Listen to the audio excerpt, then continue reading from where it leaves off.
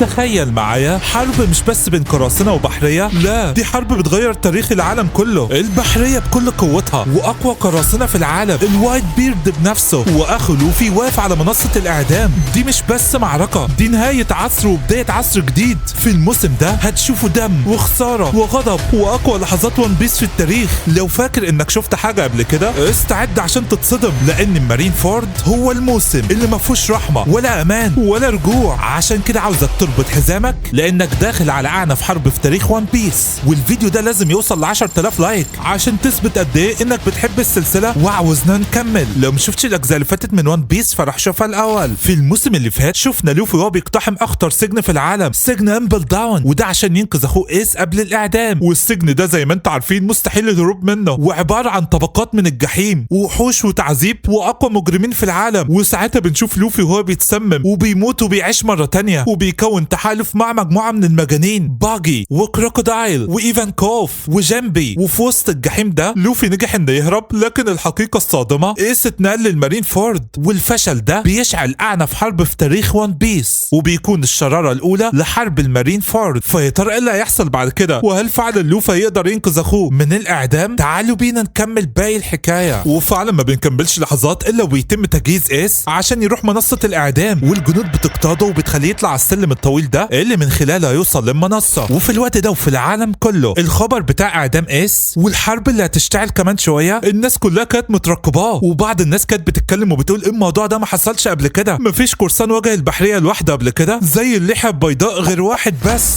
واللي هو الاسد الذهبي شيكي. ومش محتاج اقول لكم يا اصدقائي ان خبر الحرب ده مخوف العالم كله حتى العرب. بنشوف واحدة عربية بتدعي ربنا ان الامور تخلص على خير. اما بقى في ارخبيل السباودي فبنعرف انهم جايبين لهم شاشات علشان يتابعوا الحرب ويتابعوا الاعدام بتاع ايس على الهواء. حرفيا التوتر في اعلى درجاته. وداخل المارين فورد بنشوف جارب وهو متضايق جدا من سينجوكو وبيقول له مش لازم نعدم ايس، ولكن سينجوكو بيقول له ده مهم لمستقبل البحرية ومستقبل العالم كله. وساعتها جارب بيتضايق وبيمشي. نروح بقى لساحة المارين فورد. المارينز كلهم كانوا بيعملوا الاستعدادات قبل الحرب ما تبدأ وقبل الاعدام، لدرجة ان تم حشد كمية كبيرة جدا من الجنود لا تقل عن 100,000 جندي. اما بقى ساحة المارين فورد فمحاطة ب50 سفينة حربية. ومش كده وبس، ما تنسوش ان في 5 من التشيبوكاي واقفين وهيشاركوا في الحرب دي، واللي هم بارسلوميو كوما، جاكو موريا، ودي فلامينجو، ودراكو الميهوك، واخيرا بو هانكوك. ومش التشيبوكاي بس هم المخيفين، لا ده ال3 ادميرالات اللي يعتبروا اقوى الناس في البحرية موجودين كمان. الادميرال اوكيجي والادميرال اكاينو والادميرال كيزارو. وكل ده عشان يتم منع اللحية البيضاء والقراصنة بتوعه من انهم ينقذوا ايس من الاعدام. وعلى الجانب الاخر بنشوف لوفي واللي معاه اخيرا وصلوا لبوابات العدالة بتاعة المارين فورد. وكالعادة باجي المهرج كان بيستغل المساجين اللي هو هربهم من امبل داون وبيقول لهم انا اللي هبقى ملك القراصنة واخليكم تنتصروا في الحرب دي. والعيال كانت مصدقاه. نرجع تاني داخل المارين فورد. ايس خلاص فاضل له خطوات ويوصل لمنصة الاعدام، وفعلا بيتم اقتياده من الجنود ووضع على منصة الاعدام. والوقت فاضل 3 ساعات بس ويتم اعدامه. وساعتها سينجوكو وجارب بيجوا، وبنعرف ان سينجوكو هيكلم العالم كله قبل ما يتم اعدام ايس. وقام ماسك الميكروفون وقايل في معلومات مهمة لازم العالم كله يعرفها. بص يا ايس انا هقول لك دلوقتي انت هتتعدم ليه، يلا قول ايه هو اسم باباك. فايس بيقول له اسم بابايا الوايت بيرد. فبيقول له ده غلط، احنا عرفنا الحقيقة وعملنا بحث كامل عليك. مامتك حاولت تخدعنا وخبت الحمل بتاعها فيك عشان ما نكتشفش الامر، ومامتك هي بورتجيز دي روجر، وعشان تحافظ عليك من البحرية سابتك في بطنها وهي حامل فيك لمدة 20 شهر، وبسبب كده اول لما ولدتك ماتت، ولما انت جيت للدنيا بقيت انت ابن اكتر راجل شرير في العالم كله. ايوه يا ايس باباك الحقيقي هو جولدي روجر. صدمة بكل المقاييس، ملك القراصنة يبقى والد ايس وعشان كده هيتم اعدامه. العالم كله بيتصدم لما بيعرف المعلومة دي. وساعتها هانكوك بتقول يعني معنى كده ان مش اخو لوفي الحقيقي. وبنشوف هالمبو وكوبي هم واقفين مع المارينز وبيتصدموا هم كمان. اما بالنسبة لجارب فكان واضح عليه ان فاهم كل حاجة بتحصل. وبنرجع بالزمن لورا وبنشوف جارب هو واقف قدام السجن بتاع جولدي روجر قبل ما يتم اعدامه. وجولدي روجر بيقول له انا عاوز اقول لك حاجة، انا عندي ابن هيتولد قريب. فجارب بيقول له هو انت مجنون ولا ايه؟ انت عارف معنى كده ايه؟ ان هيتم اعدام مراتك وابنك بداخلها. فجولدي روجر بيقول له امال انا بقول لك ليه؟ عشان تخلي ده ما يحصلش. اكيد الحكومة هتدور ورايا وهتعرف مكان مراتي فين، لكن ابن اللي في بطنها ملوش اي ذنب. انا عارف ان انت راجل عندك شرف، عشان كده انا واثق انك مش هتسمح بحاجة زي كده تحصل. احمي ابني يا جارب. وفعلا وفي الوقت ده بنشوف الحكومة وهي رايحة للجزيرة اللي المعلومات بتاعت الحكومة بتقول ان مرات جولدي روجر موجوده فيها، والحكومه بقت بتدخل كل البيوت في الجزيره دي، واي واحده حامل بيجيبوها وبيقبضوا عليها وبيقتلوها وبيقتلوا ابنها. وساعتها بنشوف والده ايس بورتجاز وهي قاعده في بيتها وعارفه اللي بيحصل في الجزيره اللي هي قاعده فيها، وعارفه ان اي ست بتظهر عليها علامات الحمل بيتم اعدامها فورا وقتل ابنها كمان، خوفا ان يكون هو ده ابن جولدي روجر. وبعد القبض وقتل الاف من النساء بتاع الجزيره في خلال 10 شهور وكلهم حوامل طبعا، بورتجيز كانت كل ده مش راضيه تولد وسايبه ابنها في بطنها خوفا عليه، مع انها المفروض كانت تولد من 11 شهر فاتوا. وفعلا الحكومه بتاعها في الفخ وقالت خلاص كده عصر جولدي روجر انتهى. اما بقى جارب اللي كان عارف كل حاجه فبيروح يزور بورتجيز دي روش، وده عشان ياخد ابنها منها ويحافظ عليه بناء على وصيه بتاعت جولدي روجر، وفعلا بتولده وبتسميه ايس على وصيه جولدي روجر. اما لو كان بنت كان هيسموها ان، يعني ده المفروض جولدي ايس. المهم بعد ما بورتجيز ولدته على طول بتموت، وساعتها جارب بياخده وبيوديه عند واحد اسمه دادان وقال له عاوزك تربيه ومن وقت لاخر هبقى اجي اعدي عليك. ومش كده وبس، ده بيجيب حفيده لوفي كمان وبيقول له انت كمان هتقعد مع دادان وهيبقى عندك اخ اسمه ايس، اعتبره زي اخوك بالظبط. وهنا يا اصدقائي بنتاكد لما كان جارب قابل ايس في سجن امبل داون ما كانش قصده ان دماء دراجون هي اللي بتجري في عروقه، كان قصده ان هو ولوفي ابهاتهم مجرمين، فمعنى كده انهم مستحيل يبقوا من المارينز، وعشان كده اخد اسم بورتجيز من مامته وما بيحبش باباه لان بسببه اتحط في المشاكل دي كلها، وبيعتبر وايت بيرد هو باباه. المهم نرجع بقى للوقت الحاضر، سانجوكو بيقول له ايس الوايت بيرد كان عارف ان انت ابن جولدي روجر، وبالرغم من كده عاوز يخليك ملك القراصنه القادم، وطبعا احنا ما كناش عارفين نقبض عليك لانك كنت تحت حمايه الوايت بيرد، لكن اول لما سنحت لينا فرصه قدرنا نقبض عليك، وعشان كده لازم نقتلك والا يظهر جيل جديد من القراصنه هيعمل لنا مشاكل في المستقبل، حتى لو هنضطر نخوض حرب ضد اللحيه البيضاء احنا لازم نعدمك من اجل مستقبل العالم. لكن وهو بيتكلم بيجي له تقرير من جندي مارين بيقول له ان بوابات العداله فتحت لوحدها، وفعلا لوفي واللي معاه بيتفاجئوا ان بوابات العداله بتفتح لوحدها وكانوا مستغربين. نرجع تاني لساحه المارين فورد، المارينز بيلاحظوا ان في سفن كتير جدا جايه باتجاههم بعد ما تم فتح بوابات العداله، وبنعرف ان دول قراصنه العالم الجديد اللي الوايت بيرد او اللحيه البيضاء تحالف معاهم من اجل خوض حرب انقاذ ايس، وواضح انهم اقوياء بطريقه مجنونه. بس امال فين الوايت بيرد والاسطول بتاعه؟ دول حلفاء بس اللي جم لغايه دلوقتي، وإذ فجاه كلنا بنتفاجئ ان المياه كلها بتتحرك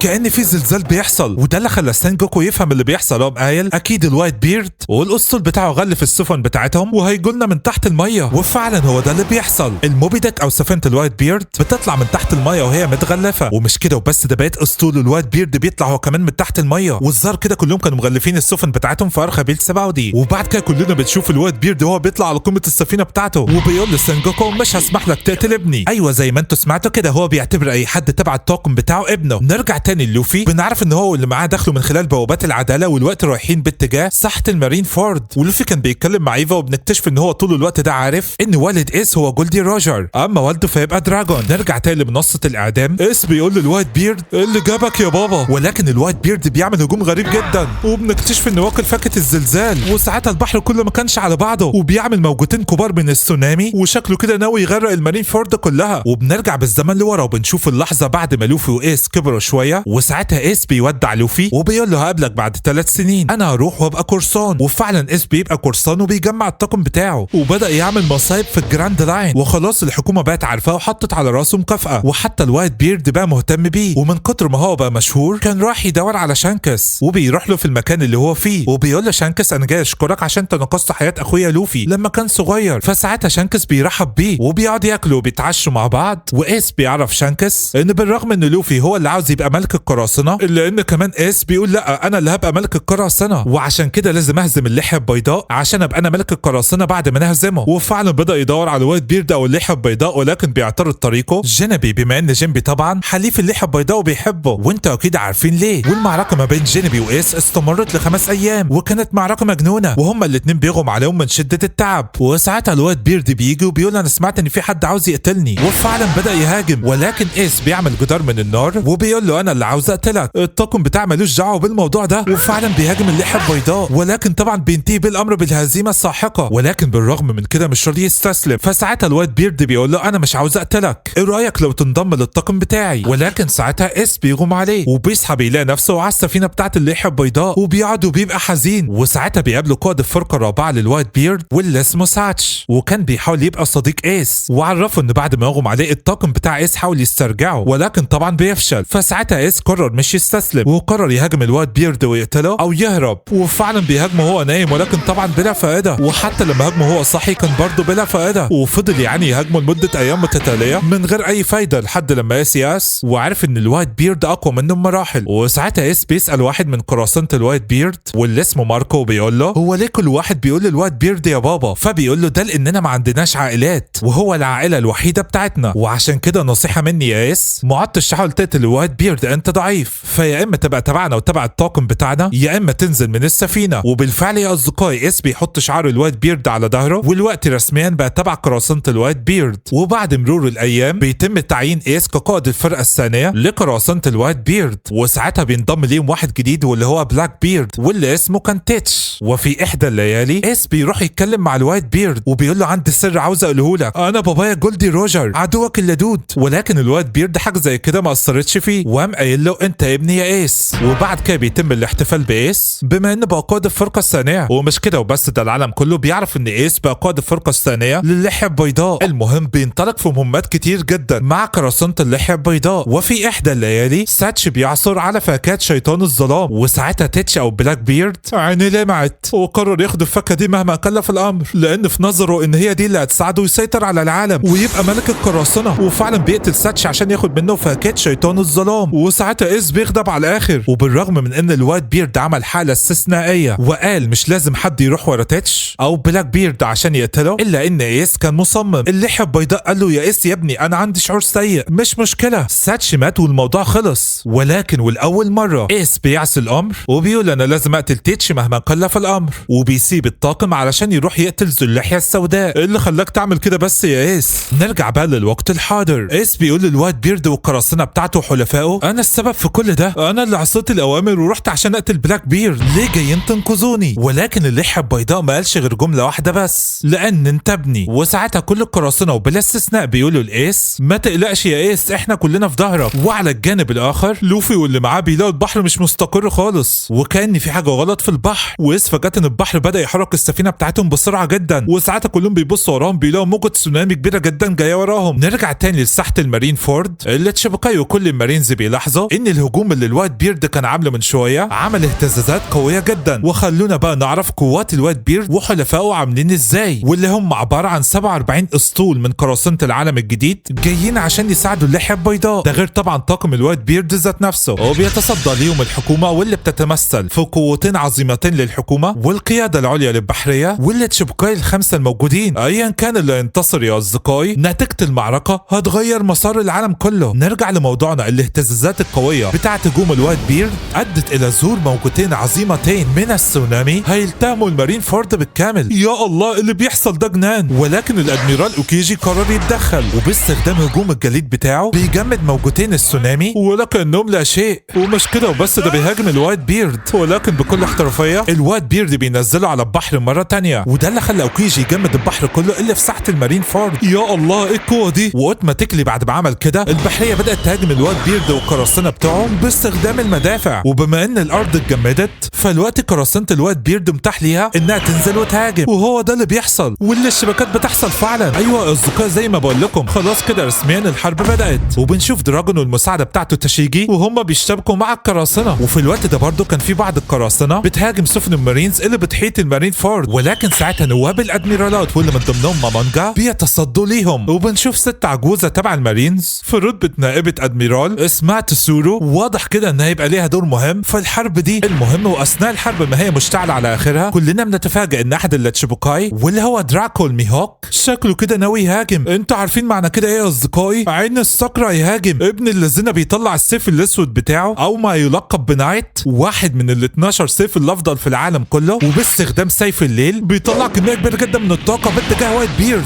يا الله. ولكن ساعتها بيجي قائد الفرقه الثالثه وبيصد الهجوم بتاع ميهوك بكل احترافيه، وبنعرف ان اسمه جوزو الالماسي. ممتاز. المهم المعركه بتستمر والدنيا كانت مولعه على الاخر، وده اللي خلى سينجوكو يطلب من المدفعيه انهم يطلقوا النيران على سفن العدو. وساعتها كيزارو قرر يشارك في المعركه. ومش كده وبس، ده المجنون عاوز يهاجم اللحيه البيضاء وفعلا بيختفوا بيه قدامه وبيهاجموا بكميه كبيره جدا من الضوء. ولكن ماركو قائد الفرقه الاولى لقرصنه اللحيه البيضاء بيتصدى ليه بكل سهوله. ممتاز. اذا كان دي قوات الفرقه بتاعه الوايت بيرد، امال اللحيه البيضاء ذات نفسه قوتها عامله ازاي؟ والجدير بالذكر ان ماركو كان طالع له اجنحه من النار، والاجنحه دي بتعالج كل الجراح بتاعته بطريقه بصفة ما. وكيزارو بيأكد ان اكيد ماركو اكل فاكهة شيطان من نوع زون. ومش كده وبس، ده بيتحول لطائر بشكل كامل. يا الله القتال ولع. كيزارو بينهال عليه بالضربات الضوئية ولكن ما بتأثرش فيه، وبيضربه ضربة قوية جدا برجله وبيطيره وبيرزعه في الارض. وساعتها كيزارو بيجمع شوتات نفسه وبيقول واضح كده ان مش هيبقى من السهل التغلب على الوايت بيرد. وساعتها كيزارو بيأمر العمالقة بتاع المارينز انهم يشاركوا في الحرب عشان يقتلوا القراصنة. ولكن كلنا بنتفاجئ ان قائد الفرقة الثالثة جوزو الألماسي بيضرب ضربة قوية جدا في الارض والجليد بيتشقق، وقام شايل قطعة الجليد الكبيرة دي ورماها على المارينز كلهم. يخرب بيت قوتك. وده اللي خلى الادميرال اكاينو يقرر يتدخل، وباستخدام فاكهة الحمم اللي هو واكلها وتحديدا هجوم الثوران العظيم بيفرتك قطعة الجليد الكبيرة دي. يا الله. وبسبب الهجوم ده بعض السفن اتضررت تضرر كبير جدا، وبالرغم ان احدى الحمم جت على سفينة اللحية البيضاء ولكنه صد الهجوم بكل سهولة وقفه. وبيتحدى اكاينو تحدي صريح. وفي تلك الاثناء ما زالت البحرية بتطلق كميات كبيرة جدا من الهجمات المدفعية على سفن القراصنة. وساعتها قراصنة العالم الجديد المتحالفين مع الوايت بيرد بدأوا يشتبكوا مع المارينز. اما بقى بالنسبة لكوبي وهالامبو فكانوا خايفين جدا ومرعوبين ومش قادرين يشاركوا في المعركة، واقفين كأنهم ملهمش اي لازمة وعارفين ان معركة زي دي تفوق قوتهم بمراحل. المهم كلنا بنتفاجأ ان الوايت بيرد تحالف مع قرصان من العمالقة، ومش اي عملاق، لا ده من سلالة العملاق اورز واسمه اورز جونيور. وفي الوقت اللي نواب الادميرالات كانوا بيحاربوا القراصنة بيتفاجئوا بوجود العملاق اورز جونيور، واللي بيشق السفينة قدامهم كانها حتة كيكة، وشكله كده صديق ايس لانه كان عمال يصرخ ويقول ايس انا هنقذك يا ايس. وساعتها العمالقة المارينز قرروا يتقدموا عشان يوقفوا اورز جونيور. اما بالنسبة لايس فكان قلقان جدا على اورز جونيور وبيقول له انت ليه جيت؟ بحجمك الكبير ده سهل جدا استهدافك. ولكن اورز بيقول له انا مش همشي غير لما احررك، انت صديقي. وبيشيل سفينة مارينز كبيرة وبيرزعها على العمالقة اللي جايين باتجاهه، وطبعا كلهم اتصابوا. وده اللي خلى القراصنة تتشجع وبدأت تتقدم باتجاه ساحة الاعدام اكتر واكتر. ممتاز، يلا يا شباب تقدروا تعملوها، يلا حرروا ايس. المهم كان في لسه 3 عمالقة مارينز واقفين على رجليهم وبدأوا يشتبكوا مع اورز، ولكن يخرب بيت قوته قضى على واحد منهم بضربة واحدة بس. والوايت بيرد بيأمر كل القراصنة انهم يدعموا اورز في التقدم بتاعه، وفعلا بدأوا يعملوا كده. نرجع تاني لاورز اللي كان حرفيا بيخلص على كل عمالقة المارينز اللي بيحاولوا بس يوقفوه. وفي الوقت ده بنشوف بو هانكوك وهي بتهاجم القراصنة وبتهاجم المارينز. فالمارينز بيقولوا لها انت بتهاجمي ليه الجانبين؟ بتقول لهم انا هاجم اللي انا عاوزاه، واحد بس هو اللي مش هقدر اهاجمه، وطبعا انتوا عارفين هو مين. نرجع تاني لاورز اللي كان خلاص قرب من منصة اعدام ايس، ولكن بارسلومي كوما قرر يتصدى ليه وبيعمل كرة الهواء الكبيرة اللي كان عملها قبل كده في منتزه الرعب لو تتذكروا. وبعد كده بيصغر كرة الهواء، وبعد ما حجمها بيصغر بيطلقها باتجاه اورز. ولما الضربة بتيجي في اورز جونيور بيحصل انفجار كبير جدا حرفيا الدشمل. ايس بيقول له كفايه بقى يا اورز، كفايه ارجع انت مالكش دعوه بيا. ولكن اورز بيكسو على ركبته وبنشوف القبعه بتاعته وقعت منه. وبنرجع بالزمن لورا وبنشوف اورز لما كان مع ايس وهم اصدقاء. فايس بيقول له يا ابني انت راسك قريبه جدا من الشمس بسبب انك عملاق، اكيد الجو حر عندك. قال له اه الجو حر فعلا، وده اللي خلى ايس يجيب له القبعه الخشبيه اللي انتوا شايفينها دي. وساعتها اورز كان طار من الفرحه، حرفيا عملت ظل كبير جدا على جسمه. ومش كده وبس، ده في المطر كمان كانت بتحميه من المطر، وفي التلج كانت بتحميه من التلج، وكان مبسوط من الرحمه بتاعت ايس صديقه. نرجع للوقت الحاضر، المدفعيه بتاعت المارينز بتنهال على اورز بالضربات، لكنه مش راضي يستسلم، لازم يوصل لايس صديقه مهما كلف الامر وينقذه. ولما ما قدرش يوصل لايس قرر يقتل اي حد من التشوبكاي الخمسه وبيهاجم دفلامينجو. ولكن دفلامينجو وبصباع واحد بس قطع له رجله، ولكن اورز برضه مش بيستسلم وبيزحف باتجاه ايس. كفايه بقى يا اورز انت كده هتضحي بنفسك. وللاسف جاكوموريا كازر بيطلع سيف كبير من الظل وبيطعن بيه اورز في قلبه. يا خساره ده كان خلاص قرب يوصل لايس صديقه اللي بيحبه. وللاسف يا اصدقائي العملاق اورز بيقع جثه هامده بعد ما روحه فرقت جسده وسط صرخات ايس. وساعتها احد العمالقه المارينز بيستغل الموقف ده وبيهاجم اللحيه البيضاء، ولكن اللحيه البيضاء وبكل غضب بسبب اللي حصل لاورز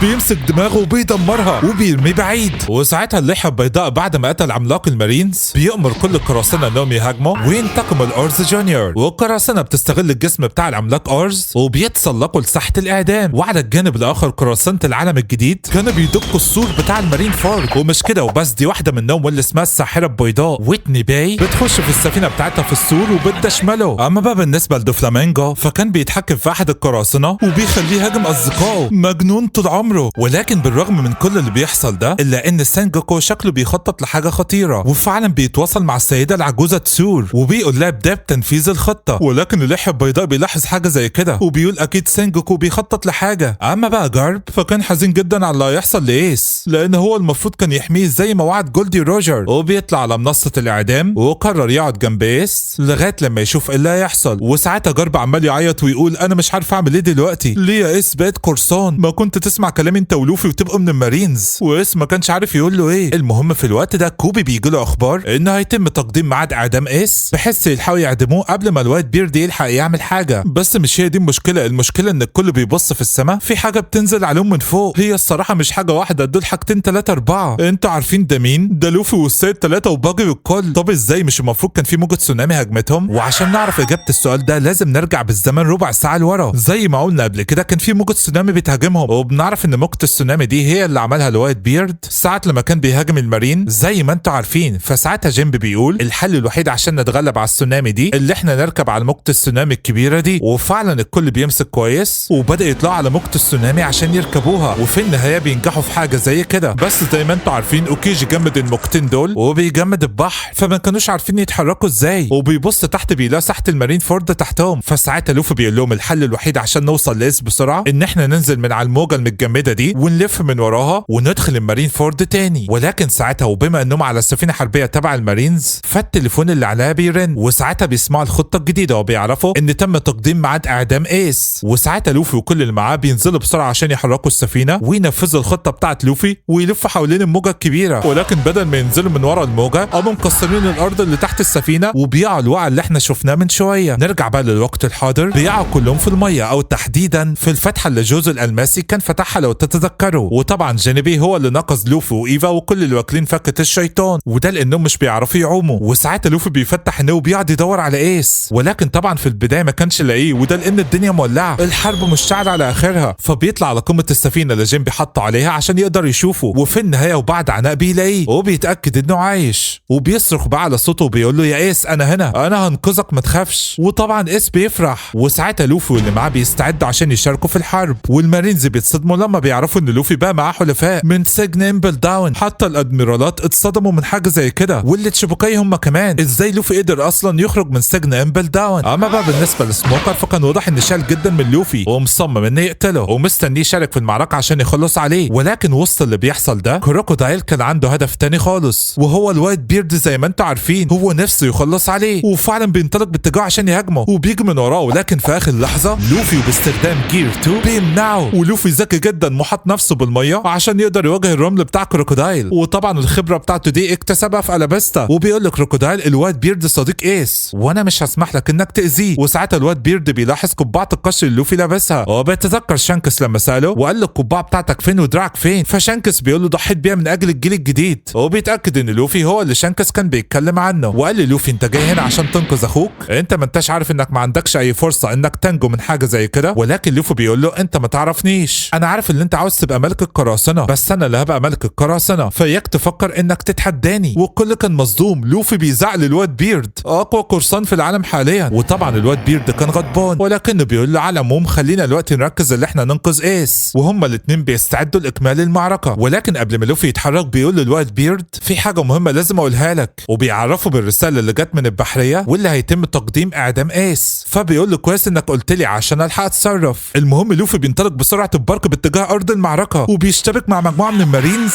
بجمجم بازوكا. وساعتها كل القراصنة بيتحمسوا جدا لما شافوا لوفي يشارك في المعركة وبيشاركوا هما كمان. وفي الوقت ده قائد الفرقة الاولى ماركو بيروح يتكلم مع الواد بيرد عشان يعرفوا اخر الاخبار. فالواد بيرد بيسأله عن واحد اسمه سكواد، وده من قراصنة العالم الجديد الحلفاء. فماركو بيقول له هو دلوقتي منشغل في حرب مع مجموعة من المارينز عند السفن اللي بتحيط المارين فورد، وده اللي خلى الواد بيرد يقول اكيد هما بيخططوا لحاجة. المهم لوفي خلاص كان قرب يوصل لمنصة الاعدام، ولكن كيزارو بيجي قدامه وكان هيقتله، ولكن بغمزة واحدة من ايفا قدرت تبعد عن الطريق. طب ما تنقذي نفسك يا ايفا اول، ده بارسلومي كوما بيطلع كمية كبيرة جدا من الطاقة باتجاهها، ولكنها الحمد لله بتتفادى الضربة، ولكنها بتكون مستغربة وبتقول بارسلومي كوما صديقي احنا الاتنين تبع الثوار اللي بيهاجمني. المهم نرجع تاني للوفي، عارفين مين اعترض طريقه؟ فول بادي لو تتذكروه في الازرق الشرقي الموسم الاول، وكمان مع الواد اللي بيستخدم التنويم المغناطيسي. ولكن دول اطفال ما عرفوش يعملوا حاجة مع لوفي. وبتيجي العملاقة المارينز اللي اسمها هينا اللي كانت في ألاباستا لو تتذكروا، وبتحاول تحبس لوفي، ولكن لوفي باستخدام جير 2 بيفلت منها وبيكمل في طريقه. وعلى الجانب الاخر قراصنة العالم الجديد واللي من ضمنهم سكواد زي ما قلت قبل كده كانوا بيشتبكوا مع المارينز، وساعتها الادميرال اكاينو بيجي عشان يتكلم مع سكواد. نرجع تاني للوفي، جيكو موريا بيشوفه. والله فكرتني بايام منتزه الرعب. المهم جيكوموريا بيطلع له شويه زومبي من اللي قلبك يحبهم، وفعلا بيعطلوا لوفي، ولما لوفي بيضربهم مش بيتاثروا. هتجيب ملح منين يا لوفي دلوقتي؟ واللي زاد الطين بله ان جنود المارينز كمان اتجمعوا على لوفي، وايس كان قلقان على اخوه وقال له ارجع يا لوفي، ارجع بطل هبل، مالكش دعوه باخطائي. ولكن انت بتكلم مين يا ايس؟ ده اخوك. وايس بيقول جوه نفسه انا مش عاوزك تموت، مش هتحمل انك تموت بسببي يا لوفي. ولكن لوفي بيرد بكلمه واحده بس، ايس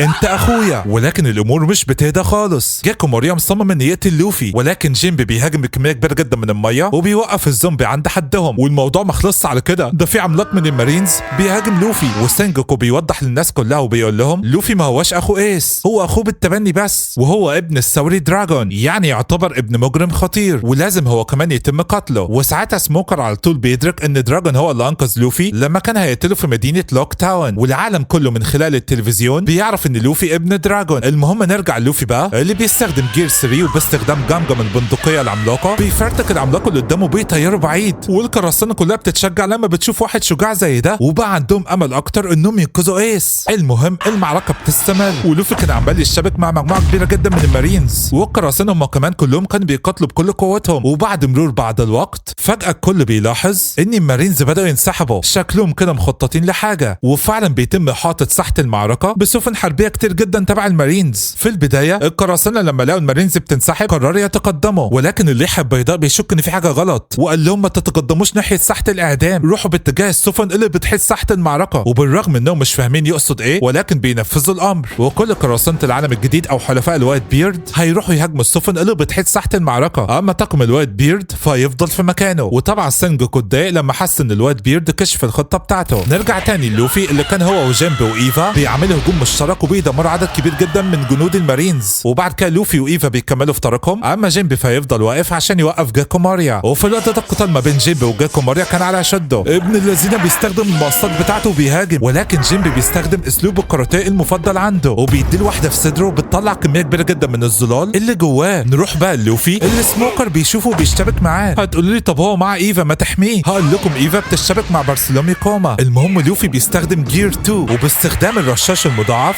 بيهاجم سموكر، ولكن ساعتها سموكر بيطير لفوق، ولكن لوفي ما بيسيبهوش وبيروح وراه وبينهال عليه بالضربات. بس ده دخان يا لوفي، وسموكر بالعصايه بتاعته بينزل لوفي على الارض، شكله كده هيخلص عليه. هو مفيش حد بيحب لوفي يدافع عنه؟ لا والله في، دي مش بتحبه بس دي بتعشقه. دراجون بيقول لها انت بتعملي ايه؟ انت المفروض مع التشيبوكاي. فبتقول له ده عشيق وزوج المستقبلي ما ينفعش حد يلمسه، وطبعا لوفي بيشكرها. وبالنسبه لايفا بتكون مستغربه من بارسلومي كوما وبتقول انه صديقها وانه من الثوار، طب ليه بيهاجمها؟ وساعتها دفلامينجو بدا يوضح الامور اكتر واكتر وبيقول لها انا ما اعرفش هو صديقك ولا لا، ولكن مش هو ده بارسلومي كوما اللي انت عارفاه. نرجع تاني لوفي، المارينز كلهم كانوا مستغربين ان هانكوك مش في صفهم، ومش كده وبس، دي بتقول للوفي انا عندي ليك هديه، خد المفتاح ده المفتاح اللي هيفك اصفاد البحر بتاعت اخوك. ولوفي كان فرحان جدا وقال لها شكرا، ومش كده وبس، ده حضنها كمان وقال لها انا مدين ليكي بحياتي. وبعد كده بيكمل في طريقه، وساعتها سموكر راح وراه على طول عشان يمنعه، ولكن هانكوك مش بتسمح له. يا جدعان ده اي ضربه منها بتحجر اي حاجه. المهم لوفي وهو ماشي عشان ينقذ اخوه مع المفتاح بيلاقي ايفا في طريقه، واللي واقف قدامها بارسلومي كوما فبيقف معاها. وساعتها دفلامينكو بيقول لايفا بارسلومي كوما ده مش هو بارسلومي كوما اللي انت عارفاه زي ما قلت لك من يومين بالظبط، وبعد ما رجع من ارخبيل سباودي دكتور فيجا بانج عمل عليه تعديلات وحوله لسلاح دمار شامل بالكامل، وبيعرفها ان بارسلومي كوما هو ذات نفسه اللي تطوع عشان يبقى سلاح بشري، بس ما كانش يعرف ان التعديلات دي هتمسح الذاكره بتاعته. وبيقول لهم ان التعديلات دي سحبت منه الاراده بتاعته، والوقت بقى اقوى سلاح لدى الحكومه البازيفيستا بارسلومي كوما بي اكس 0، وفعلا بيطلع كميه كبيره جدا من الطاقه باتجاههم. وبعد ما خلص الهجوم عليهم راح يهاجم مجموعه من القراصنه التانيين بهجوم قوي جدا. فساعتها ايفا بتستعمل هجوم على هيئه سراب على بارسلومي كوما، وما كانش عارف يحدد الهدف فين، وايفا بتقدر تسيبه بالطياره بعيد. وكان واضح جدا ان ايفا متضايقه من بارسلومي كوما عشان نساها وما عادش فاكرها. وبما ان الطريق بقى خالي فلوفي واللي معاه من القراصنه بيكملوا في طريقهم لمنصه الاعدام. وبالمناسبه لو بتسالوا فين القرصان باجي فهو اللي معاه كانوا مستخبين في كوخ من الشمع السيد 3 اللي عامله. نرجع لموضوعنا، كروكودايل كان لسه بيحاول يهاجم اللحيه البيضاء، ولكن القراصنه اللي بتدافع عن اللحيه البيضاء كتير جدا وما هواش عارف يوصل لهم، وده اللي خلى جوسو الالماسي يديله واحده في وشه تعلمه الادب، وبيطير عند دفلامينجو. فدفلامينجو بيوقف جوسو الالماسي باستخدام قدراته وبيقول لكروكودايل ايه رايك نتعاون مع بعض عشان نهزم اللحيه البيضاء، ولكن كروكودايل بيرفض. نرجع تاني لوفي اللي كان خلاص قرب يوصل لايس، بس عارفين مين اعترض طريقه؟ عين الصقر ميهوك وساعتها لوفي بيقول انا ما عنديش وقت للهبل ده، وبيستخدم جير 2 وبيتجاوز ميهوك. ولكن هل يا ترى عين الصقر ميهوك هيسيب لوفي يهرب منه كده؟ لا والله، بيطلع كميه كبيره جدا من الطاقه باتجاهه، وساعتها لوفي بيتصاب بضرر كبير جدا وبيتلزق في الحيطه. وده اللي خلى جيمبي يقرر يتدخل وقام قال لميهوك انا مش هسيبك تاذي لوفي حتى لو ده هيكلفني حياتي. وهو وميهوكو بداوا يتواجهوا مع بعض وبيحصل تصادم رهيب ما بينهم، ولكن ميهوكو بيكون منتصر وجيمبي بيقع في الميه. والوقت ميهوكو هيقتل لوفي وهو محشور في الحيطه، ولكن لوفي بيفلت في اخر لحظه وكان هيهاجمه، ولكن حس لو هاجمه ايديه تتقطع فتراجع في اخر لحظه وبيتفادى ضربته القطع اللي لو جت فيه كانت هتقطعه زي ما قطعت الجبل اللي وراه. وعلى الجانب الاخر باجي كان بيقول لعوانه انا عندي خطه جديده عشان الناس تعترف بيا كمال القراصنه، احنا نسرق الحلزون اللي بيبث الحرب للعالم كله وهصور نفسي بيه. وفي الوقت ده كان لسه جوزو الالماسي بيتواجه مع كروكودايل اللي بيرفض المساعده من دي فلامينجو، وبيهاجم دي فلامينجو بس الهجوم ما بيجيش فيه وبيجي في باجي. اما بقى بالنسبه لهانكوك فكانت لسه بتمنع سموكر ان يلمس لوفي. اما لوفي فبالرغم ان كان مستخدم جير 2 الا انه كان بيعاني جدا قدام ميهوك، واثناء القتال ما كان محتدم ما بينهم بالصدفه بيلاقي باجي هو متصاب من الهجوم بتاع كروكودايل، فبيمسكه بيصد بيه الهجوم بتاع ميهوك. فباجي بيتخانق مع ميهوك وبيرمي عليه قنبله وبتنفجر فيه وبتعمل تمويه، فساعتها لوفي بيستغل التمويه ده وبيهرب من ميهوك، ولكن ميهوك برضه مش بيسيبه. وساعتها قائد الفرقه الخامسه للوايت بيرد واللي اسمه فيستا قرر يتدخل ويشتبك مع ميهوك عشان يسمح للوفي انه يروح ينقذ ايس. وبنعرف ان فيستا ده سياف ماهر جدا وتحديدا صاحب سيف الورده، والوقت لوفي سنحت ليه فرصه انه يهرب من ميهوك، والكل بيقول له يلا يا لوفي يلا روح انقذ اخوك انت تقدر تعملها. وميهوك بيقول جوه نفسه انا الوقت عرفت ليه لوفي قوي جدا وهيقدر يوصل للي هو عاوزه، هو مش قوي قوه جسديه، هو قوي بالناس المحيطين بيه واللي بيحبوه بيساعدوه. وفي تلك الاثناء وبعد الانفجار اللي حصل باجي بيكون متضرر ضرر كبير جدا، واتباعه بيقولوا له ما تزعلش احنا لقينا اللي انت عاوزه، الحلزون اللي بيبث الحرب للعالم كله. وساعتها باجي بيفرح جدا وبيقول دلوقتي للعالم كله يعرف من هو ملك القراصنه. وطبعا سيد ثلاثة كان واقف معاه مستغرب هو بيعمل كده ليه، وزي ما انا قلت لكم في الوقت ده العالم كله كان بيتفرج على اعدام ايس والحرب في شاشات كبيره جدا. فساعتها سينجوكو بيقول لكل اللي معاه اقطعوا البث دلوقتي، احنا مش عاوزين العالم يشوف احنا هنعمل ايه، اللي احنا هنعمله هيبقى جريمه في حق الانسانيه والعالم مش هيتفهم ان احنا بنعمل كده لمصلحته، فعشان كده لازم نقطع البث. وفعلا ما بنكملش لحظات الا وبنلاقي سفن قراصنه العالم الجديد بدات تتدمر. قراصنه كانت مستغربه مين اللي بيعمل كده، انتوا عارفين مين يا اصدقائي؟ دول بازيفيستا، اعداد لا تحصى من برشلونه كوما، والوقت فات ساعه ونص من ساعه بدايه الحرب وشكل كده البحريه تنتصر. وطبعا سنتيمارو بيجي مع كل البازيفيستا وبيتواصل مع سينجوكو واللي بنعرف ان عمه، وبيقول له ما نفذتش الخطه ليه، المفروض بعد ما المارينز ينسحبوا كان القراصنه يلاحقوهم واحنا هنحوطهم بالبازيفيستا ونخلص عليهم. وده اللي خلى قراصنه العالم الجديد يقول الحمد لله اللي احنا سمعنا كلام الوايت بيرد ورحنا هاجمنا السفن اللي احاطت ارض المعركه. ولكن سينجوكو بيقول حتى لو هم ما وقعوش في الفخ بتاعنا لازم نهاجمهم وخلاص، خلي كل البازيفيستا ينهالوا عليهم بالهجمات. وساعتها احد القراصنه بيفكر يهاجم البازيفيستا ولكن بلا فائده، والبازيفيستا كلهم بدأوا ينهالوا بكميات كبيره جدا من الطاقه على القراصنه. حرفيا الكل كان بيعاني، البازيفيستا دول اقوياء جدا محدش قادر يتصدى لهم، ضرب نار ودمار في كل حته. وده اللي خلى اللحيه البيضاء يقول لهم ما تخافوش يا رجاله، الكل يروح بسرعه باتجاه ساحه الاعدام عشان نحرر ايس. وفعلا القراصنه كلهم عرفوا ان لو فضلوا واقفين مكانهم كده كده هيموتوا، فبيتقدموا بيسمعوا كلام الوايت بيرد. ولكن ساعتها سينجوكو بيقول كل المارينز تنسحب. يا الله ده شكله كده بيخطط لفخ جديد. وفي الوقت ده القتال كان على اشده ما بين فيستا وميهوك والاثنين قوتهم تقريبا كانت متكافئه. وعلى الجانب الاخر الناس اللي كانت بتتابع الحرب على البث المباشر بيتفاجئوا ان البث بيتقطع عن كاميرتين من كاميرات التصوير وفاضل كاميرا واحده بس. وفي الوقت ده سينجوكو بيقول حاجه غريبه برضه، بيقول بعد ما يتم قطع البث عن كل الكاميرات هنرفع الجدران واوتوماتيكلي هيتم اعدام ايس. اما بقى بالنسبه للوفي فكان لسه بيحاول يوصل لايس، لكن ايس فجاه بيتفاجئ بالادميرال كيزارو بيعترض طريقه، وكالعاده جيمبي بيكون واقف معاه. ولكن ساعتها كل القاده بتوع الوايت بيرد بييجوا وبيساعدوا لوفي وبيقولوا له احنا معاك روح انت انقذ ايس. وساعتها لوفي بينطلق مع قاده الوايت بيرد. وعلى الجانب الاخر تشيجي مساعده سموكر بتروح وبتقول له يلا تم اصدار امر الانسحاب، انت لسه واقف مع هانكوك ليه؟ وفعلا هما الاثنين بينسحبوا بسرعه. شكل كده الخطه بتاعت المارينز خطيره، ولكن اصلا سينجوكو كان متضايق جدا، وده لان الخطه متاخره بسبب ان البث ما اتقطعش عن الكاميرا الاخيره. هو انت عارفين الكاميرا الاخيره دي مع مين؟ طبعا باجي واللي معاه. وباجي كان عمال يتكلم في الكاميرا ويقول انا هو ملك القراصنه وانا اللي هخلي القراصنه تنتصر في الحرب دي، وهو كان عمال يهبد. وطبعا سينجوكو كان جايب اخره ومتعصب جدا، واصلا في الوقت ده الحرب كانت مشتعله على الاخر، البازيفيستا كلهم كانوا بينسفوا القراصنه حرفيا يخرب بيت قوتهم. وفي الوقت ده القرصان اللي اسمه سكواد اللي من العالم الجديد بيروح يتكلم مع اللحيه البيضاء البيضاء. بالحق انا نسيت الواد ده، احنا معرفناش اكاينو قال له ايه. المهم سكواد بيتكلم مع الليحه البيضاء وبيعرف منه اخر الاخبار بتاعه الحرب وايه الخطه بتاعه الليحه البيضاء. وساعتها الليحه البيضاء بيقول له سكواد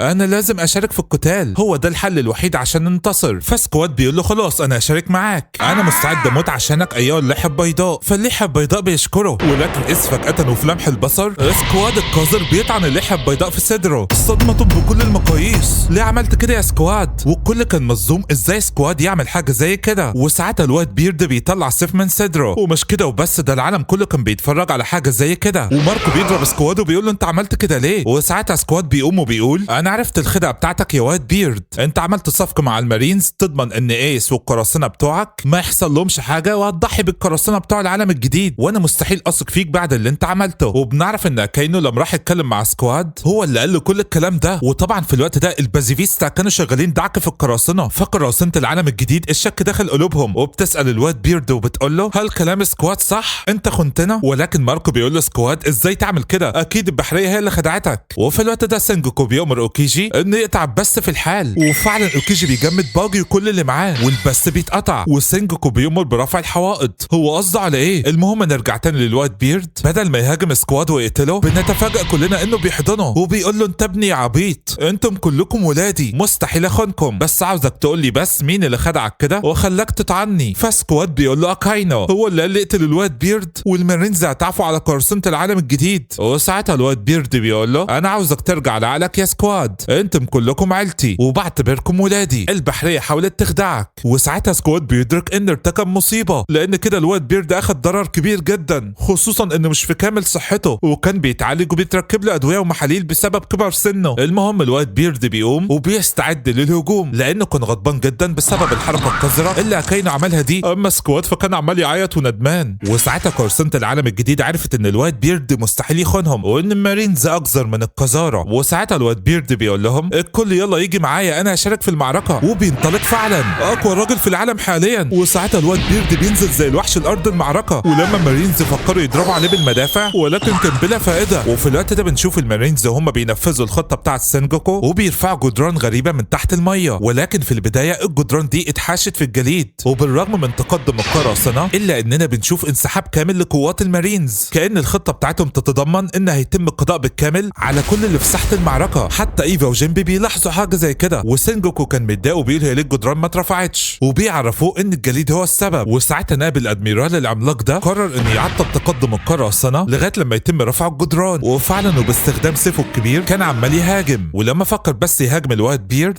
بيصد ضربته كانها لا شيء. ومش كده وبس، ده بدا يستخدم فكره شيطان الزلزال بتاعته وبيقلب الارض راسا على عقب. يخرب بيت القوه دي، ده حتى لوفي وقع. انتوا عارفين هو عمل ايه؟ ده بيقلب الارض كانها طبق بلاستيك. ومش ساحه المعركه بس، لا ده البحر كمان كله. هتقولوا لي طب ولوفي عمل ايه؟ هقول لكم جيمبي لحق على اخر لحظه قبل ما يقع في الحفره. وبعد انتهاء هجوم الواد بيرد المارينز بيبصوا بيلاقوا دمر ارض المارين فورد بالكامل. ولما نائب الادميرال العملاق كان لسه عاوز يهاجم الواد بيرد بيضربه ضربه قويه جدا بيطيره بعيد لدرجه انه كسر بيه جدار المارين فورد. ولولا تدخل الثلاث ادميرالات كان زمان دلوقتي منصه الاعدام اتدمرت. المهم جوزو الالماسي بيقول للقراصنه ما توقفوش هجوم، يلا تقدموا احنا لازم نخلص عليهم كلهم. وفعلا هو ده اللي بيحصل. اما بقى بالنسبه للوفي فكان خلاص وصل للجدار اللي من خلاله هيوصل لمنصه الاعدام، وبيستعمل قدراته المطاطيه وكان خلاص هيوصل للمنصه. ولكن المارينز بيقدروا يرفعوا الجدران في اخر لحظه، والجدران بتكسر الجليد وبتترفع، وطبعا لوفي بيقع وبيتم احاطه ساحه المعركه بالكامل بكميه كبيره جدا من الجدران. خلاص كده القراصنه هيتحبسوا. ومش كده وبس، ده بيطلع من الجدران مدافع وهتبدا دلوقتي عمليه صيد القراصنه وهم محبوسين. ولكن استنوا، جسد العملاق اورز واقع على الارض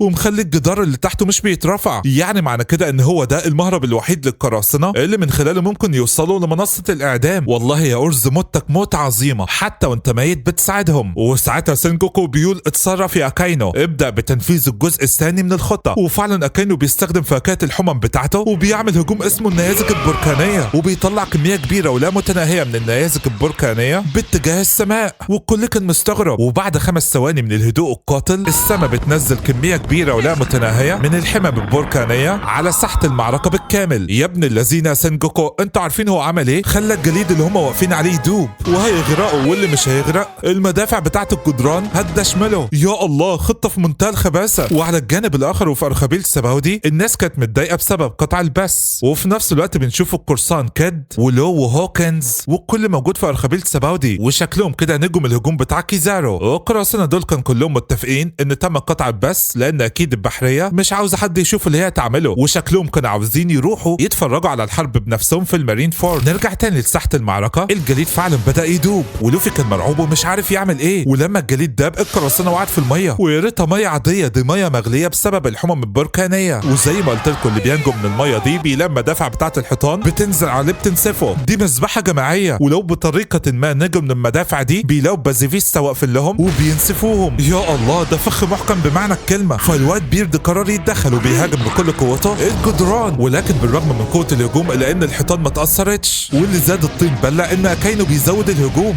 لدرجة ان حرق سفينة الموبي ديك بتاعت الواد بيرد. وساعتها سينجوكو بيقول الخطة ماشية كما يجب، والوقت جه وقت الجزء الثاني من الخطة وهو اعدام ايس. يا الله شكلها كده النهاية. والقراصنة بتاع الواد بيرد وقراصنة العالم الجديد ما كانش قدامهم حل غير انهم يتبعوا الطريق بتاع العملاق اورز، بس حتى لو عملوا كده على ما يوصلوا هيكونوا اتصفوا، البازيفيستا من ناحية والمدافع من ناحية تانية، ولكن واحد بس اللي مهموش كل ده، ايوه يا اصدقائي هو لوفي رايح باتجاه ايس ولا همه. وساعتها الكل بيتشجع وبيتباعوا، والمدفعية بدأت تضرب عليهم النار، ومئات من الجنود عمالين يموتوا بلا رحمة وبلا شفقة، وايس بيشعر بتأنيب الضمير، كل ده عشان ينقذوه. اما لوفي فقذيفة بتيجي فيه ولكنه بيكمل، يلا يا لوفي اتصرف اخوك هيتعدم، ولكن طلقات المدفعية طيرته بعيد وبيقع في المية. ووسط الصمت الرهيب بنسمع حد بيقول انا هنا يا ايس لسه ما متش، انتوا عارفين ده مين؟ اورز طلع لسه ما ماتش، وبيقوم يقف بس طبعا كان تعبان ولسه مصمم ينقذ ايس. وساعتها كل القراصنة بتتشجع. اما بالنسبة للوفي فجنبي نقذه من المية، فلوفي بيقول له انا عندي طلب واحد بس منك يا جنبي، ارجوك نفذهولي قبل ما يعدموا ايس. اما بالنسبة للعملاق اورز فكيزارو قرر يقتله عشان يخلصوا من قرفه بقى، ولكن فجأة وفي اخر لحظة جنبي بيعمل الهجوم بتاعه وبيرفع لوفي وبينزله في ارض المعركة. لوفي واقف زي البطل قدام الثلاث ادميرالات، صدمة بكل المقاييس، بيقول لهم رجعوا لي ايس بسرعة، وبيرمي عليهم الخشبة، وبالرغم انه اوكيجي جمدها الا انه بيعمل جمجم الرشاش وبيفرتك الجليد بتاع اوكيجي. اما بقى اللحية البيضاء فبيأمر كل القراصنة بالتقدم للامام، وكوبي ما كانش مصدق اللي لوفي بيعمله، ازاي بيهاجم الثلاث ادميرالات، وبيستعمل جير 2 وبينطلق بكل سرعته وبيعديهم. يا ابن الذين انت بتعمل تمويه، ولكن كيزارو بيجوا بيضربه وبيطيره بعيد. وطبعا لوفي كان بيعاني وخلاص سانجوكو ادى الامر بالاعدام، والحراس هيعدموا ايس دلوقتي، ارجوكم حد يتدخل. ولكن ساعتها وفي اخر لحظه كروكودايل بيتدخل وبيقتل الحراس، ممتاز. وطبعا سانجوكو كان متضايق جدا من كروكودايل. اما بقى ماركو فبيقول له مش انت كنت بتهاجم الوايت بيرد، ليه دلوقتي بتساعد ايس؟ فبيقول له عشان مش عاوز الحكومه تنتصر في المعركه دي. وساعتها لوفي بيستغل الدربكه دي وقرر ينطلق بكل سرعته عشان ينقذ ايس، ولكن طبعا كان محاط بكميه كبيره جدا من المارينز، وبالرغم انه قدر يعدي اول مجموعه منهم ولكن الموضوع مش بيخلص على كده، الادميرال اكاجو بيعترض طريقه وبيوقعه، وقبل ما يخلص عليه ماركو بيجي بيضربه ضربه قويه جدا وبيطيره. قوم يلا يا لوفي كمل والحق اخوك. وعلى الجانب الاخر بنعرف ان السيد 3 اقتحم المقر بتاع المارينز اللي في المارين فورد. طب ازاي؟ مش ده كان متجمد مع باجي والباقي، وبنعرف انه حط نفسه بالشمع في اخر لحظه قبل ما يتجمد، وعشان كده قدر يهرب ودخل المقر. نرجع تاني لارض المعركه، كل القراصنه كانوا بيسبحوا باتجاه جسم العملاق اورز عشان ينضموا للوفي ويوصلوا لساحه الاعدام، وطبعا المارينز بينهالوا عليهم بالمدافع، والقراصنه كانوا بيعانوا. ولكن بنشوف سفينه متغلفه ماشيه تحت البحر، والسفينه بتطلع وبتنقذ كل القراصنه اللي كانوا في الميه، وبنعرف ان اللحيه البيضاء كان مخبي السفينه دي تحت الميه للوقت المناسب، والوقت القراصنه كلهم عندهم فرصه انهم يوصلوا لساحه الاعدام من غير ما يتصابوا باي اذى. وساعتها اورز بيمسك السفينه وبيرزعها على الارض بتاعت ساحه الاعدام، ممتاز كده كل القراصنه يعرفوا يقاتلوا، وفلتوا من الفخ بتاع سينجوكو اللي كان عامله. بس طبعا بعد كده بيتم الهجوم على اورز لانه هدف سهل جدا بسبب حجمه، وبيعلى الارض ومش عارفين هو مات ولا لا. وساعتها الواد بيرد بينزل من السفينه وبينط في ارض المعركه وبيطير كل المارينز اللي قدامه، وكل القراصنه بينزلوا وراه. وساعتها الواد بيرد بيقول لهم اسمعوني كويس، انقذوا ايس وبعد كده دمروا المارينز. وفي الوقت ده ايفانكوف كانت قلقانه جدا على لوفي. نرجع تاني لارض المعركه، اللحيه البيضاء بيستعد للهجوم مره تانيه، ولكن اوكيجي قرر يتصدى ليه وفعلا بيجمده بالكامل، ولكن ده اللحيه البيضاء بيكسر التلج باستخدام فكه الزلزال. ولما اوكيجي فكر يهاجمه مره تانيه بيطعنه في صدره، واوكيجي كان لسه هيكمل الهجوم ولكن جوزو الالماسي بيروق عليه وبيقول للحيه البيضاء كمل انت وانا قاتل اوكيجي. وفي الوقت ده لوفي كان بيجري باقصى سرعته عشان ينقذ ايس قبل ما يتم اعدامه. وساعتها نائب الادميرال مامونجا بيعترض طريقه، ولوفي كان بيحاول يتفادى هجماته بالعافيه، ولما فكر يستخدم جير 2 جسمه ما كانش مساعده، وده لان انهك خلاص مش كفايه اللي عمله في سجن امبل داون. ومش كده وبس، ده نائب ادميرال كمان بينضم لمامونجا، واللي زاد الطين واخدين بالنا ان كيزارو بيجي وبيقرر يقتله، لدرجه ان جارب كان هيضعف، ولكن سينجوك بيقول له انت من المارينز. وفي الوقت ده لوفي كان نايم على الارض وما بيتحركش خالص، وكيزارو كان بيستعد عشان يخلص عليه مره واحده وللابد. ومش كده وبس، ده من التعب ما عادش شايف. المهم كيزارو بيضربه، ولكن في اخر لحظه اللحيه البيضاء بيمسكه، والحمد لله في اخر لحظه ايفان كوف وجيمبي بيجوا، وبالله ايفان كبره وشها عشان تقدر تشوف لوفي. وساعتها اللحيه البيضاء بيقول لهم خدوه عشان ما عادش ينفع يقاتل خلاص. وبعد ما اللحيه البيضاء ساب لوفي مع جيمبي وايفا، بيهاجم بكميه كبيره جدا من الطاقه. ولكن عارفين مين اللي اتصدى له المره دي؟ الادميرال اكاينو. بيعمل هجوم من الحمم، وده بيعمل هجوم من الزلزال، والمكان كله بيتزلزل. وعلى الجانب الاخر بوها هانكوك كانت بتهاجم اي حد قدامها، وده لانها بتدور على لوفي وقلقانه عليه. والقراصنه والمارينز كلهم كانوا عمالين يشتبكوا مع بعض، والحرب حرفيا مولعه. اما سنتيمارو فبيخلي بازيفيستا يطلع كميه كبيره جدا من الطاقه باتجاه القراصنه. لكن وسط اللي بيحصل ده في واحد شجاع قرر ينقذ ايس مهما كلف الامر، واللي هو قائد الفرقه الاولى للحيه البيضاء ماركو. والطلقات ما بتاثرش فيه، وده لانه متحول للطائر الازرق. والحمد لله يوصل لايس ما فيش حد يقف في طريقه. ولكن كلنا بنتفاجئ ان جارب قرر يشارك وبيطيروا بعيد، والكل بيتصدم، ما كانوش يتوقعوا ان جارب هيشارك في القتال. فبيقول لهم اللي عاوز يوصل لمنصه الاعدام لازم يخلص عليها اول. وبنعرف يا اصدقائي ان في قديم الزمان جارب وسينجوكو هما اللي تصدوا لشيك الاسد الذهبي لما فكر انه يهرب من امبل داون. وفي الوقت ده الواد بيرد واكاينو اللي الشباك ما بينهم كان مولع. اما بقى سينجوكو فبيامر باحضار حارسين غير اللي ماتوا من قبل كروكودايل عشان يعدموا ايس. واثناء ما كل ده بيحصل قراصنه العالم الجديد كانوا بيهاجموا بازيفيستا وقدروا يخلصوا على 4 منهم. اما بقى لوفي فايفا كانت زعلان عليه جدا، الواد ما بيتحركش، وايس كان عمال يعيط وعمال يقول انا عاوز اعيش مش عاوز اموت. اما بقى لوفي فبيمسك رجل ايفا وبيقول لها ايفا عشان خاطري انا هطلب منك طلب، اوعى تكون يا لوفي بتفكر في اللي انا بفكر فيه. وفي الوقت ده الحرب كانت مشتعله على اخرها، والكل كان عمال يقتل في كله. نرجع تاني لوفي زي ما توقعت بيطلب من ايفا انها تحقنه بالهرمونات عشان يقدر يكمل قتال. وعلى الجانب الاخر بنعرف ان باجي التجمد اتفك عنه هو والقراصنه اللي معاه، وده طبعا بسبب الهجوم بتاع اكاينو. اما بقى بالنسبه لاكاينو فابن الذين قدر يسيب اللحيه البيضاء، وساعتها ماركو قرر يساعده بسرعه قبل ما يتم القضاء عليه. ولكن كيزارو القذر بيستغل كده وبيهاجمه من ظهره، وجوزو الالماسي بيتشتت هو كمان، واكيجو بيجمده. وفي الوقت ده اكاينو خلاص كان هيخلص على اللحيه البيضاء، وبيديله واحده في صدره بيخلي الحمام تتغلغل في جسده. ونسيت اقول لكم بالنسبه لكوبي وهاليمبو، فكوبي كان عاوز يشارك في القتال، ولكن هاليمبو بيقول له انت ضعيف هتعمل ايه وسط الوحوش دي. فبيتذكر لما كان في ووتر 7 وقال للوفي انا نفسي ابقى ادميرال، وعشان كده هو متشجع وعاوز يشارك في القتال. المهم نرجع للوفي، ايفا بتقول له بلاش يا لوفي، انت كده هتنقص 10 سنين من عمرك، ولو حصل لك حاجه بعد كده ممكن تموت، انت اصلا منهك من امبل داون. بيقول لها عشان خاطر يا ايفا والله العظيم مستعد اموت، بس انقذ اخويا والا مش هسامح نفسي، دي اخر فرصه يلا. وساعتها ايفا بتضطر توافق على الطلب بتاعه، وبتطعنه بجرعه كمان من الهرمونات. وساعتها لوفي كل جروحه بتتشفى وبيقتنع رجليه وبيصرخ صرخه بتهز العالم كله استر يا رب.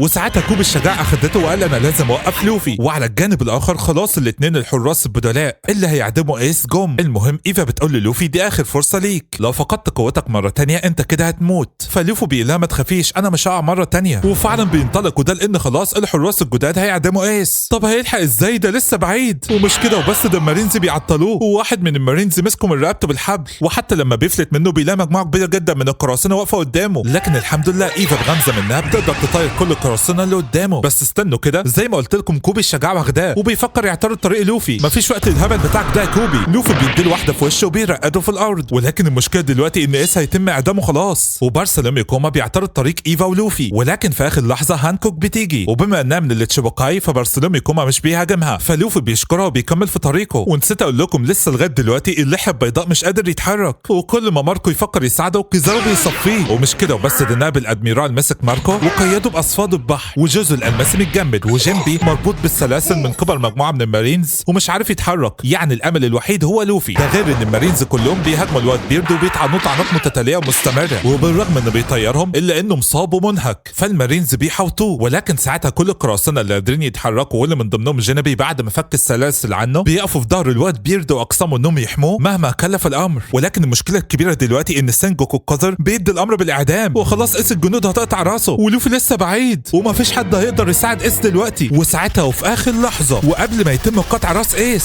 لوفي بيصرخ صرخه قويه جدا وبيطلع من جسمه كميه كبيره جدا من الطاقه بتغطي المكان كله. ايوه اصدقائي عملها مره تانية، هي دي قوه الهاكي الملكيه. وكل اللي في المكان غير الاقوياء بيغمى عليهم فورا، ومن ضمن الناس اللي اغمى عليهم الحراس اللي كانت هتقطع راس ايس. ولوفي وايفا بيكملوا جري، وساعتها كل الاقوياء بيقولوا ازاي لوفي عنده قوه الهاكي الملكيه، والادميرالات كلهم عرفوا ان دي مشكله حقيقيه. ولكن ايفا بتقول جوه نفسها اكيد لوفي ما هواش عارف ان جواه قوه الهاكي الملكيه، وكان لسه في مجموعه من المارينز واقفين على رجليهم، ولكن الواد بيرد بيقدر يقوم يقف على رجليه تاني وبيهاجمهم، وقام قال للناس كلها الوقت في خطه جديده، وده طبعا بعد ما شاف ان لوفي عنده قوه الهاكي الملكيه، وبيقول للناس كلها كالاتي: من هنا ورايح عاوزكم تساندوا لوفي، هو هيبقى القائد بتاعكم، سيبكم مني، كل يروح يساعده لغايه لما يحرر ايس. وكله كان مصدوم ازاي الواد بيرد يقول حاجه زي كده، وبالفعل بيتم تنفيذ الاوامر، واول واحد بيعمل كده المقاتل المبهم دوما اللي بيتصدى المامونجا لما كان بيحاول يقتل لوفي، ومش هو لوحده، لا ده التوأم ديكلفن وسيف الرعد ماكو جاي وقراصنة العالم الجديد وقراصنة الوايت بيرد كلهم بيساندوا لوفي. فايفا بتقول للوفي الوايت بيرد حط كل امله فيك، دي اخر فرصه اوعى تضيعها. والمارينز الاغبياء ما كانوش مهتمين بلوفي وقالوا احنا هنخلص على الوايت بيرد بما انه مفيش حد بيدافع عنه وهو مصاب. ولما ميهوكو حاول يقتل لوفي السيد واحد بيتصدى ليه، فميهوكو بيقدر ينتصر عليه وراح ورا لوفي، ولكن المره دي كروكودايل بيتدخل وبيوقفه. ممتاز. وساعتها لوفي وايفا بيكملوا يلا يا لوفي انقذ ايس، وكان لسه في مجموعه من البازيفيستا عاوزين يقتلوا لوفي، ولكن هانكوك برضه بتقف قدامهم. فسانتو مره بيقول لها انت بتعملي كده ليه، فبتقول له انا بحب لوفي. وعلى الجانب الاخر باجي كان متضايق جدا ان الحلزون اللي كانوا بيصوروا بيه متجمد، وطبعا هو عاوز يفك التجميد عنه عشان يقول للناس اللي هو ملك القراصنه والكلام ده، وفعلا بيقدر يفك التجميد عنه. وفي تلك الاثناء ما زال القتال مشتعل ما بين القراصنه والمارينز، ونسيت اقول لكم ان جيمبي هو الوحيد اللي فضل واقف يدافع عن الواد بيرد. نرجع تاني لوفي، خلاص كان قرب يوصل لمنصه الاعدام، بس هيطلع لفوق ازاي؟ الارتفاع عالي جدا. وساعتها ايفا بتكلم ايزانوما وبتقول لها انا اسفه يا ايزانوما، انا عارفه ان انت لسه بتتعالجي بس انا محتاجه القوه بتاعتك، وبتطلعها من شعرها عشان تساعد لوفي. وساعتها ايزانوما بتقص الطريق اللي قدام لوفي وبتعمل ممر، وبتخلي الممر ده يوصل على طول لمنصه الاعدام، يعني لوفي لو طلع على الكوبري ده هيقدر ينقذ ايس. وكان في شويه مارينز عاوزين يعترضوا طريقه، ولكن باستخدام جمجم الفأس السائر بيفعصهم وبيطلع على الكوبري اللي ايزانوما عاملاه. يلا يا لوفي، وكيزارو كان هيتدخل ولكن الواد بيرد ما سمحلوش. ولكن قبل ما لوفي يوصل لايس بيتفاجأ ان جده جرب بيعترض طريقه، ابعد يا جد احسن لك. فبيقول له لو عاوز توصل لايس خلص عليا اول. صدمه بكل المقاييس. وفي الوقت ده هلمبو بيصحي كوبي بالعافيه وبيشوف ان لوفي هيتواجه مع جرب. فايفا بتقول للوفي خلي بالك الكوبري اللي انت واقف عليه هيتكسر، دي اخر فرصه. فلوفي بيقول له جده دي اخر فرصه ليك. فجرب بيقول له انت قرصان وهيتم القضاء عليك. وساعتها لوفي بيستعمل جير 2،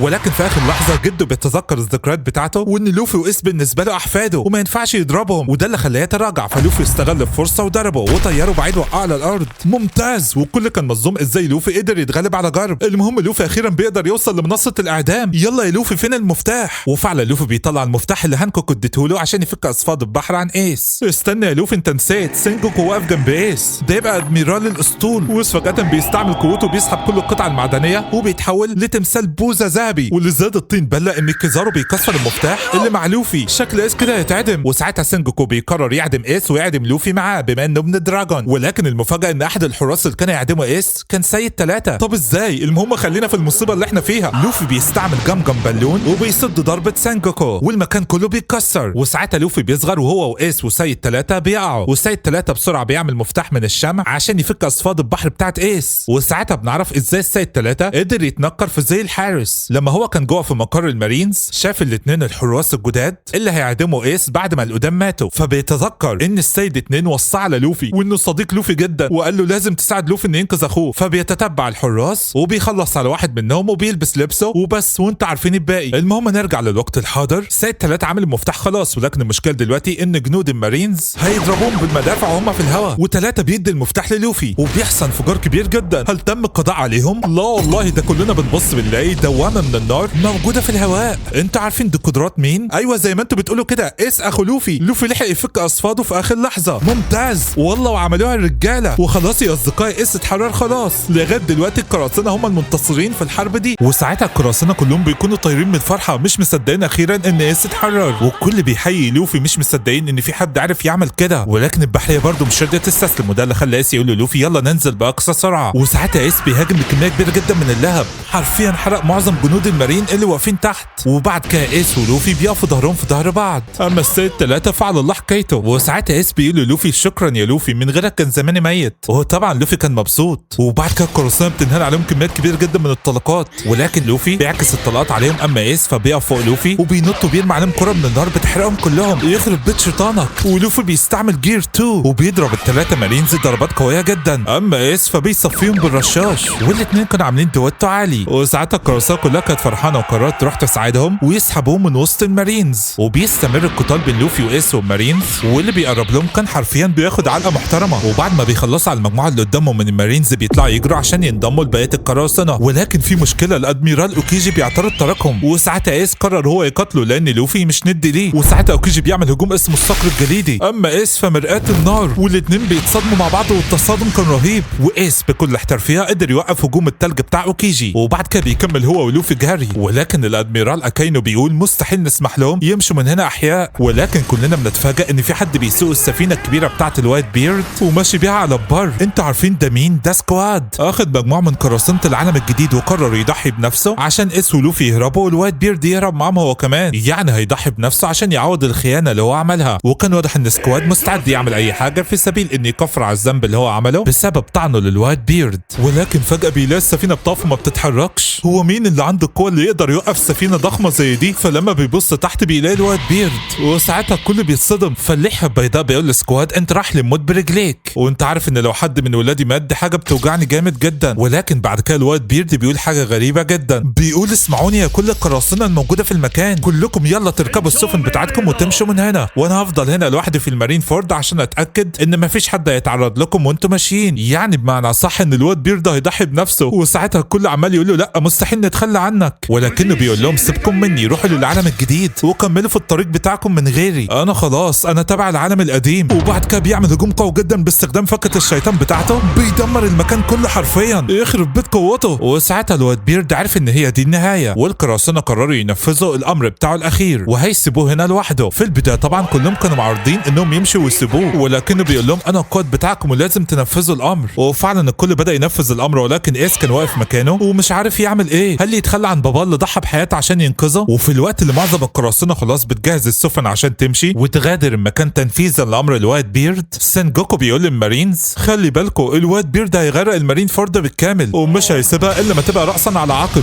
وعلى الجانب الاخر وفي ارخبيل السباودي الناس بتتفاجئ ان بس رجع تاني، ولكن للاسف بدل ما يشوفوا الحرب بيشوفوا وش كابتن باجي المستفز. نرجع تاني لارض المعركه، الوايت بيرد كان عمال ينسف في المارينز، وبالنسبه للجزء الالماسي فكان متجمد والقراصنه كانت عاوزه تحط على اي سفينه عشان تهربوا معاهم، اما بالنسبه لايس فبيعمل حاجز من النار بينه وبين اللحيه البيضاء وده عشان يودعه. فاللحيه البيضاء بيقول له يا ابني ما عادش في كلام نقدر نقوله، ولكن في سؤال واحد بس عاوز اساله لك، هل انا كنت اب كويس ليك؟ فايس بيعيط بحرقه وبيقول له اه طبعا يا بابا. والمشهد المؤثر ده بيخلص بعد كده وايس بيطلع يجري مع بقيه القراصنه هو ولوفي وجيمبي بيحرسهم لان طبعا هم دول الهدف الرئيسي بتاع المارينز. لكن ساعتها الادميرال اكاينو بيقول انا هتصرف معاهم، وقام قايل بعد ما انقذتم ايس سبتوا الكابتن بتاعكم اللحيه البيضاء، ده انتوا جبنه قوي، قولوا لي بقى كده انتوا مش هتنقذوه لانه مجرد فاشل، ده فاشل كبير من الزمن القديم. وساعتها ايس وقف وقال له انت بتقول ايه؟ لا يا ايس ما تعش في الفخ بتاعه بوس ايديك، ده ادميرال كازر كمل في الهرب زي ما اللحيه البيضاء قال لك. ولكن للاسف ايس بيقع في الفخ وبيروح يتكلم مع كاينو لانه بيستفز اكتر وبيقول له بالنسبه لي الملك الحقيقي للقراصنه هو جولدي روجر باباك الاصلي، لكن الوايت بيرد مجرد حساله. وساعتها ايس بدا يتقدم باتجاه اكاينو عشان يقتله، ليه كده بس يا ايس؟ المهم ايس بيقول له اللحيه البيضاء مش فاشل، ده منحنا مكان نعيش فيه، ولكن اكاينو مصمم ان اللحيه البيضاء فاشل، وده اللي خلى ايس يغضب ويقول له ده اعظم قرصان في العالم كله. وساعتها ايس بيهاجم بكل قوته واكاينو بيهاجم بكل قوته، وايس كان فاكر ان النار بتاعته هتقدر توقف الحمم، بس للاسف الحمم اكلت النار وعورت ايس. اما لوفي فورقه فيفر كارد بتاعت اخوه وقعت منه وكان عاوز يجيبها، وساعتها اكاينو بيقول انا هقتل لوفي اول بما انه ابن دراجون وبعد كده خلص على ايس، وبيروح فعلا عشان يقتل لوفي. ولكن في اخر لحظه بنسمع صوت حد صدره اتشق،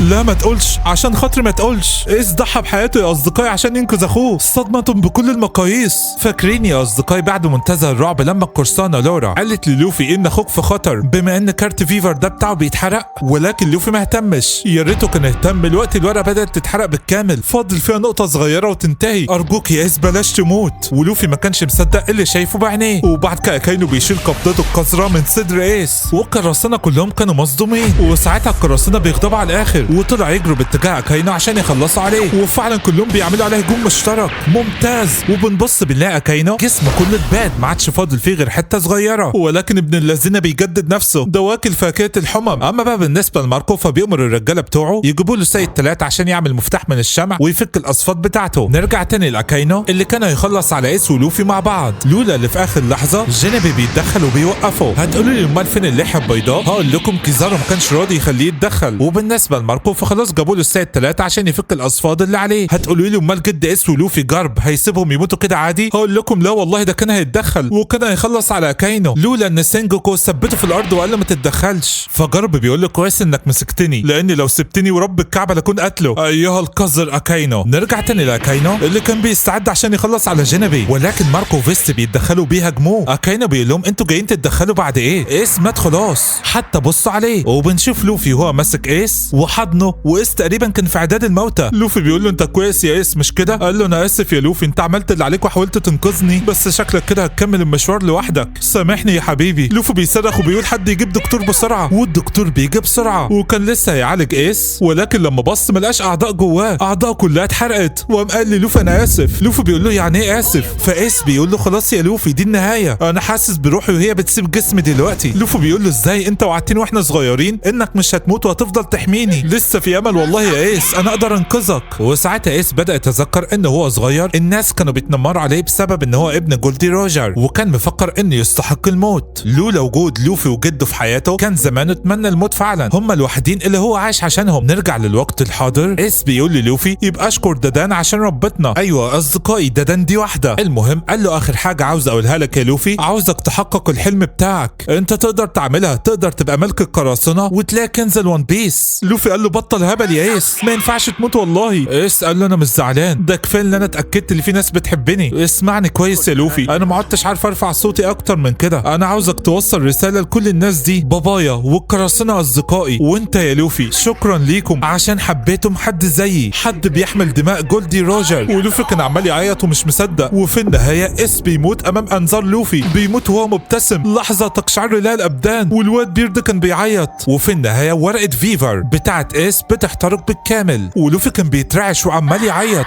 وجاله صدمه وما عادش بيتحرك، عقله مش راضي يتقبل اللي حصل، العالم قاسي جدا. وجارب برضه كان بيعيط وعمال يتذكر لما اخده ورباه بعد ما جولدي روجر وصى عليه، وجينبي وكل القراصنه كانوا بيعيطوا، والعالم كله من خلال الشاشات شاف المنظر المرعب ده. وزي ما قلت لكم لوفي كان في صدمه، عقله عمال يصرخ وما هواش مستوعب. واكاينو القذر بيستغل الموضوع ده وكان عاوز يخلص عليه بما انه ابن دراجون، لكن في اخر لحظه ماركو بيتدخل وبيحاول يمنعه، فجينبي بيستغل الفرصه وبياخد لوفي بيطلع يجري. وساعتها ماركو بيقول للقراصنه كلهم احنا خسرنا ايس بس لسه لوفي، الكل يدافع عنه، هو ده الامل الجديد بتاع العالم، احنا هنحميه عشان ايس. وفعلا كل القراصنه بتتشجع وبتقرر تحمي لوفي، ولكن اكاينو بينتصر على ماركو بكل سهوله وبيروح ورا جينبي عشان يقتل لوفي، ولكن ساعتها حد بيجي وراه. عارفين ده مين؟ ده اللحيه البيضاء، بيضربه ضربه قويه جدا في وشه. يا الله ايه القوه دي، حرفيا اكاينو وشه هيتدمر، وبينط وبينزل عليه، ولكن اكاينو كان عمال يتفادى الهجوم وبيحاول يضرب اللحيه البيضاء ولكن بلا فائده. ولما اللحيه البيضاء جه عشان يخلص عليه، اكاينو بيخترق جسده وبيحرق اعدائه. ولكن تفتكروا ده هيوقف اللحيه البيضاء من الانتقام لايس؟ لا والله، بيتذكر ايس وبيغضب على الاخر وبيمسك اكاينو من هدومه وبيرفع لفوق عشان يقتله، وبيشحن الضربه بتاعته وهوبا بيضرب اكاينو ضربه قويه جدا، مش بتاثر فيه بس، لا دي بتاثر في المارين فورد كلها. يا عفو الله، الرحمه يا رب الرحمه. المكان كله بدا يتدمر، والادميرال اكاينو بيقع تحت الارض بعد ما الارض اتفتحت، والمارينز بيتسقطوا وبيصرخوا. وبعد انتهاء الهجوم القراصنه بيتفاجئوا ان اللحيه البيضاء عمل خندق كبير بينه وبينهم بحيث يهربوا بقى ما يتدخلوش في القتال، وطبعا هم كانوا زعلانين. وساعتها اللحيه البيضاء بيشحن القوه بتاعته عشان يكمل الهجوم بتاع المارينز،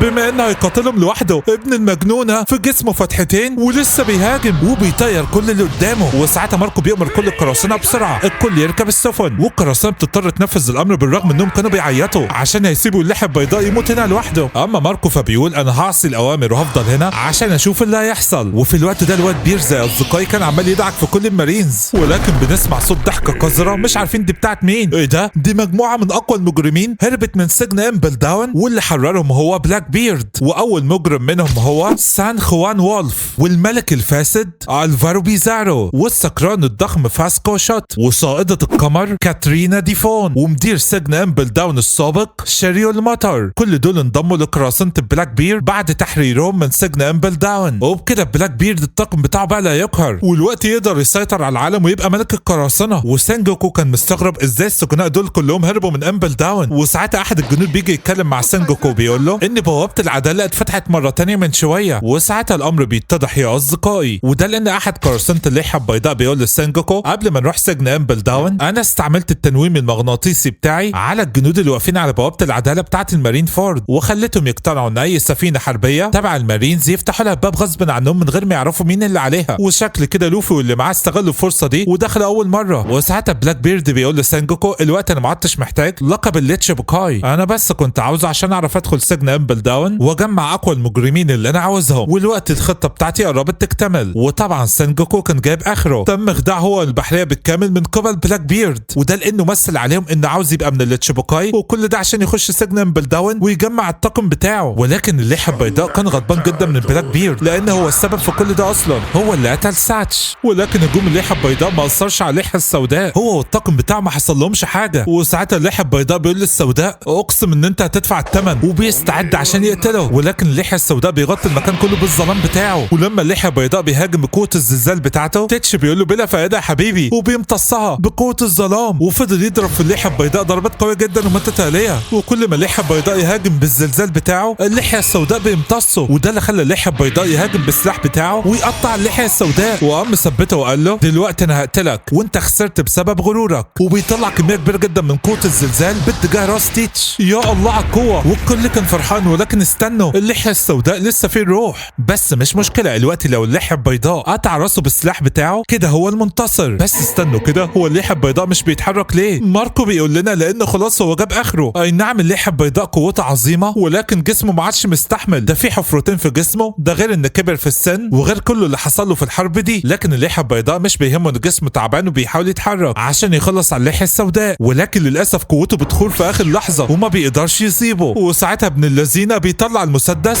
وبيضرب الليحه البيضاء. يا الله، ومش كده وبس، ده بيأمر كل الطاقم بتاعه ان يهجم على الليحه البيضاء، وفعلا الطاقم بتاعه بينطلق زي الكلاب وبينهال على الليحه البيضاء بجميع انواع الطلقات. وبالرغم من ان الطلقات كانت عماله تخرم في جسمه الا انه كان بيضحك. وطبعا القراصنه كلهم كانوا زعلانين عليه. المهم استمر اطلاق النار لحد لما القراصنه بتاع بلاك بيرد ما عادش عندهم طلقات في خزان الطلقات بتاع اسلحتهم. وساعتها الليحه البيضاء بيقول لليحه السوداء مش انت يا تيتش، ما هياش مكتوبه لك انك تبقى ملك القراصنه وتلاقي كنز الون بيس. اللي هيلاقي كنز الون بيس ويبقى ملك القراصنه هيكون حد عظيم جدا، حد هيكون جواه العزيمه بتاعت ايس. وطبعا هو قصده على لوفي. وبيكمل كلامه وبيقول في يوم من الايام الشخص ده يبقى اقوى واحد في العالم، وانت برضه يا سانجوكو انت والحكومه العالميه خايفين من الحرب الجايه الكبيره اللي هتحصل واللي هتقلب العالم كله. انا عاوز اقول لك ان في يوم من الايام ملك القراصنه ده هيلاقي الكنز، وبعد ما يلاقي كنز الون بيس العالم كله يتقلب، واليوم ده هيجي قريب. اسمعوني يا عالم، كنز الون بيس موجود وحقيقي. والكل كان بيتفرج على الكلام ده في التلفزيون، والعالم كله سمع الكلمتين دول. وطبعا سانجوكو كان غضبان جدا. واخر كلمات الوايت بيرد سامحوني يا ابنائي، انا اللي جبت تيتش القذر ده للطاقم بتاعنا، وبسببه حصل كل ده وما قدرتش احميكم من الشر بتاعه. وبعد رحله طويله يا اصدقائي وسنين من الامبراطوريه العظيمه للوايت بيرد، هو والقراصنه بتوعه الريشه بتاعه قدامه واللحيه البيضاء بيموت. بس ما ماتش اي موته، مات وهو واقف على رجليه، موته تليق بشخص عظيم زيه. وداعا ايها اللحيه البيضاء، حقا انت من اعظم الشخصيات اللي شفتها. وفي الوقت ده العالم كله عرف ان الوايت بيرد مات وايس كمان مات، والاخبار بتنتشر في كل مكان، ومعظم الناس بتفرح لانهم مفكرين ان المارينز طيبين والقراصنه هم الوحشين. وبنشوف العجوز ريلي في ارخبيل سباودي عرف باللي بيحصل وعرف ان الوايت بيرد مات. والجدير بالذكر يا اصدقائي ان الوايت بيرد مات وهو عنده 72 سنه، ولكن الناس في ارخبيل سباودي عماله تقول بس هو قال ان كنز الوان بيس موجود، وكده هيخلي القراصنه تكتر اكتر في العالم زي ما جولد روجر عمل. نرجع تاني لارض المارين فورد. فيستا بيقول لماركو خلينا كلنا ننسحب ونروح السفن عشان تضحيه الوايت بيرد ما تبقاش على الفاضي. وفعلا كل القراصنه واللي من ضمنهم جينيبي اللي ماسك لوفي بيعملوا كده. ولكن استنوا، ده في مفاجاه ما كانتش في الحسبان. كاينو لحق نفسه قبل ما يقع بالكامل، وباستخدام قدرات الحمم بتاعته بيعمل فتحه عشان يطلع منها. وعلى الجانب الاخر باجي كان بيهرب وقال لك انا مالي، دي الحرب دي انا مش قدها، وكان بيطير بنص اللي فوق بس وسايب نص اللي تحت على الارض. نرجع تاني لبلاك بيرد اللي بيقول للطاقم بتاعه جه الوقت بقى اللي انا اعمل الخطه اللي انا جاي هنا عشانها. هو قصده على ايه؟ وبنتفاجئ ان كلهم بيغطوا الوايت بيرد بعبايه سودا، وبلاك بيرد بيخش جوه العبايه دي وبيقول لهم اللي هيحصل دلوقتي هيغير مصير العالم بالكامل، والطاقم بتاعه بيحرسه على بال لما يخلص اللي هو بيعمله جوه. نرجع تاني لجيمبي اللي كان خلاص قرب يوصل لوفي البر الامان ويركبوا السفينه ويمشوا من هنا. وبنعرف ليه جيمبي مصمم ان يحمي لوفي قوي كده، وده لانه لما كان في السجن مع ايس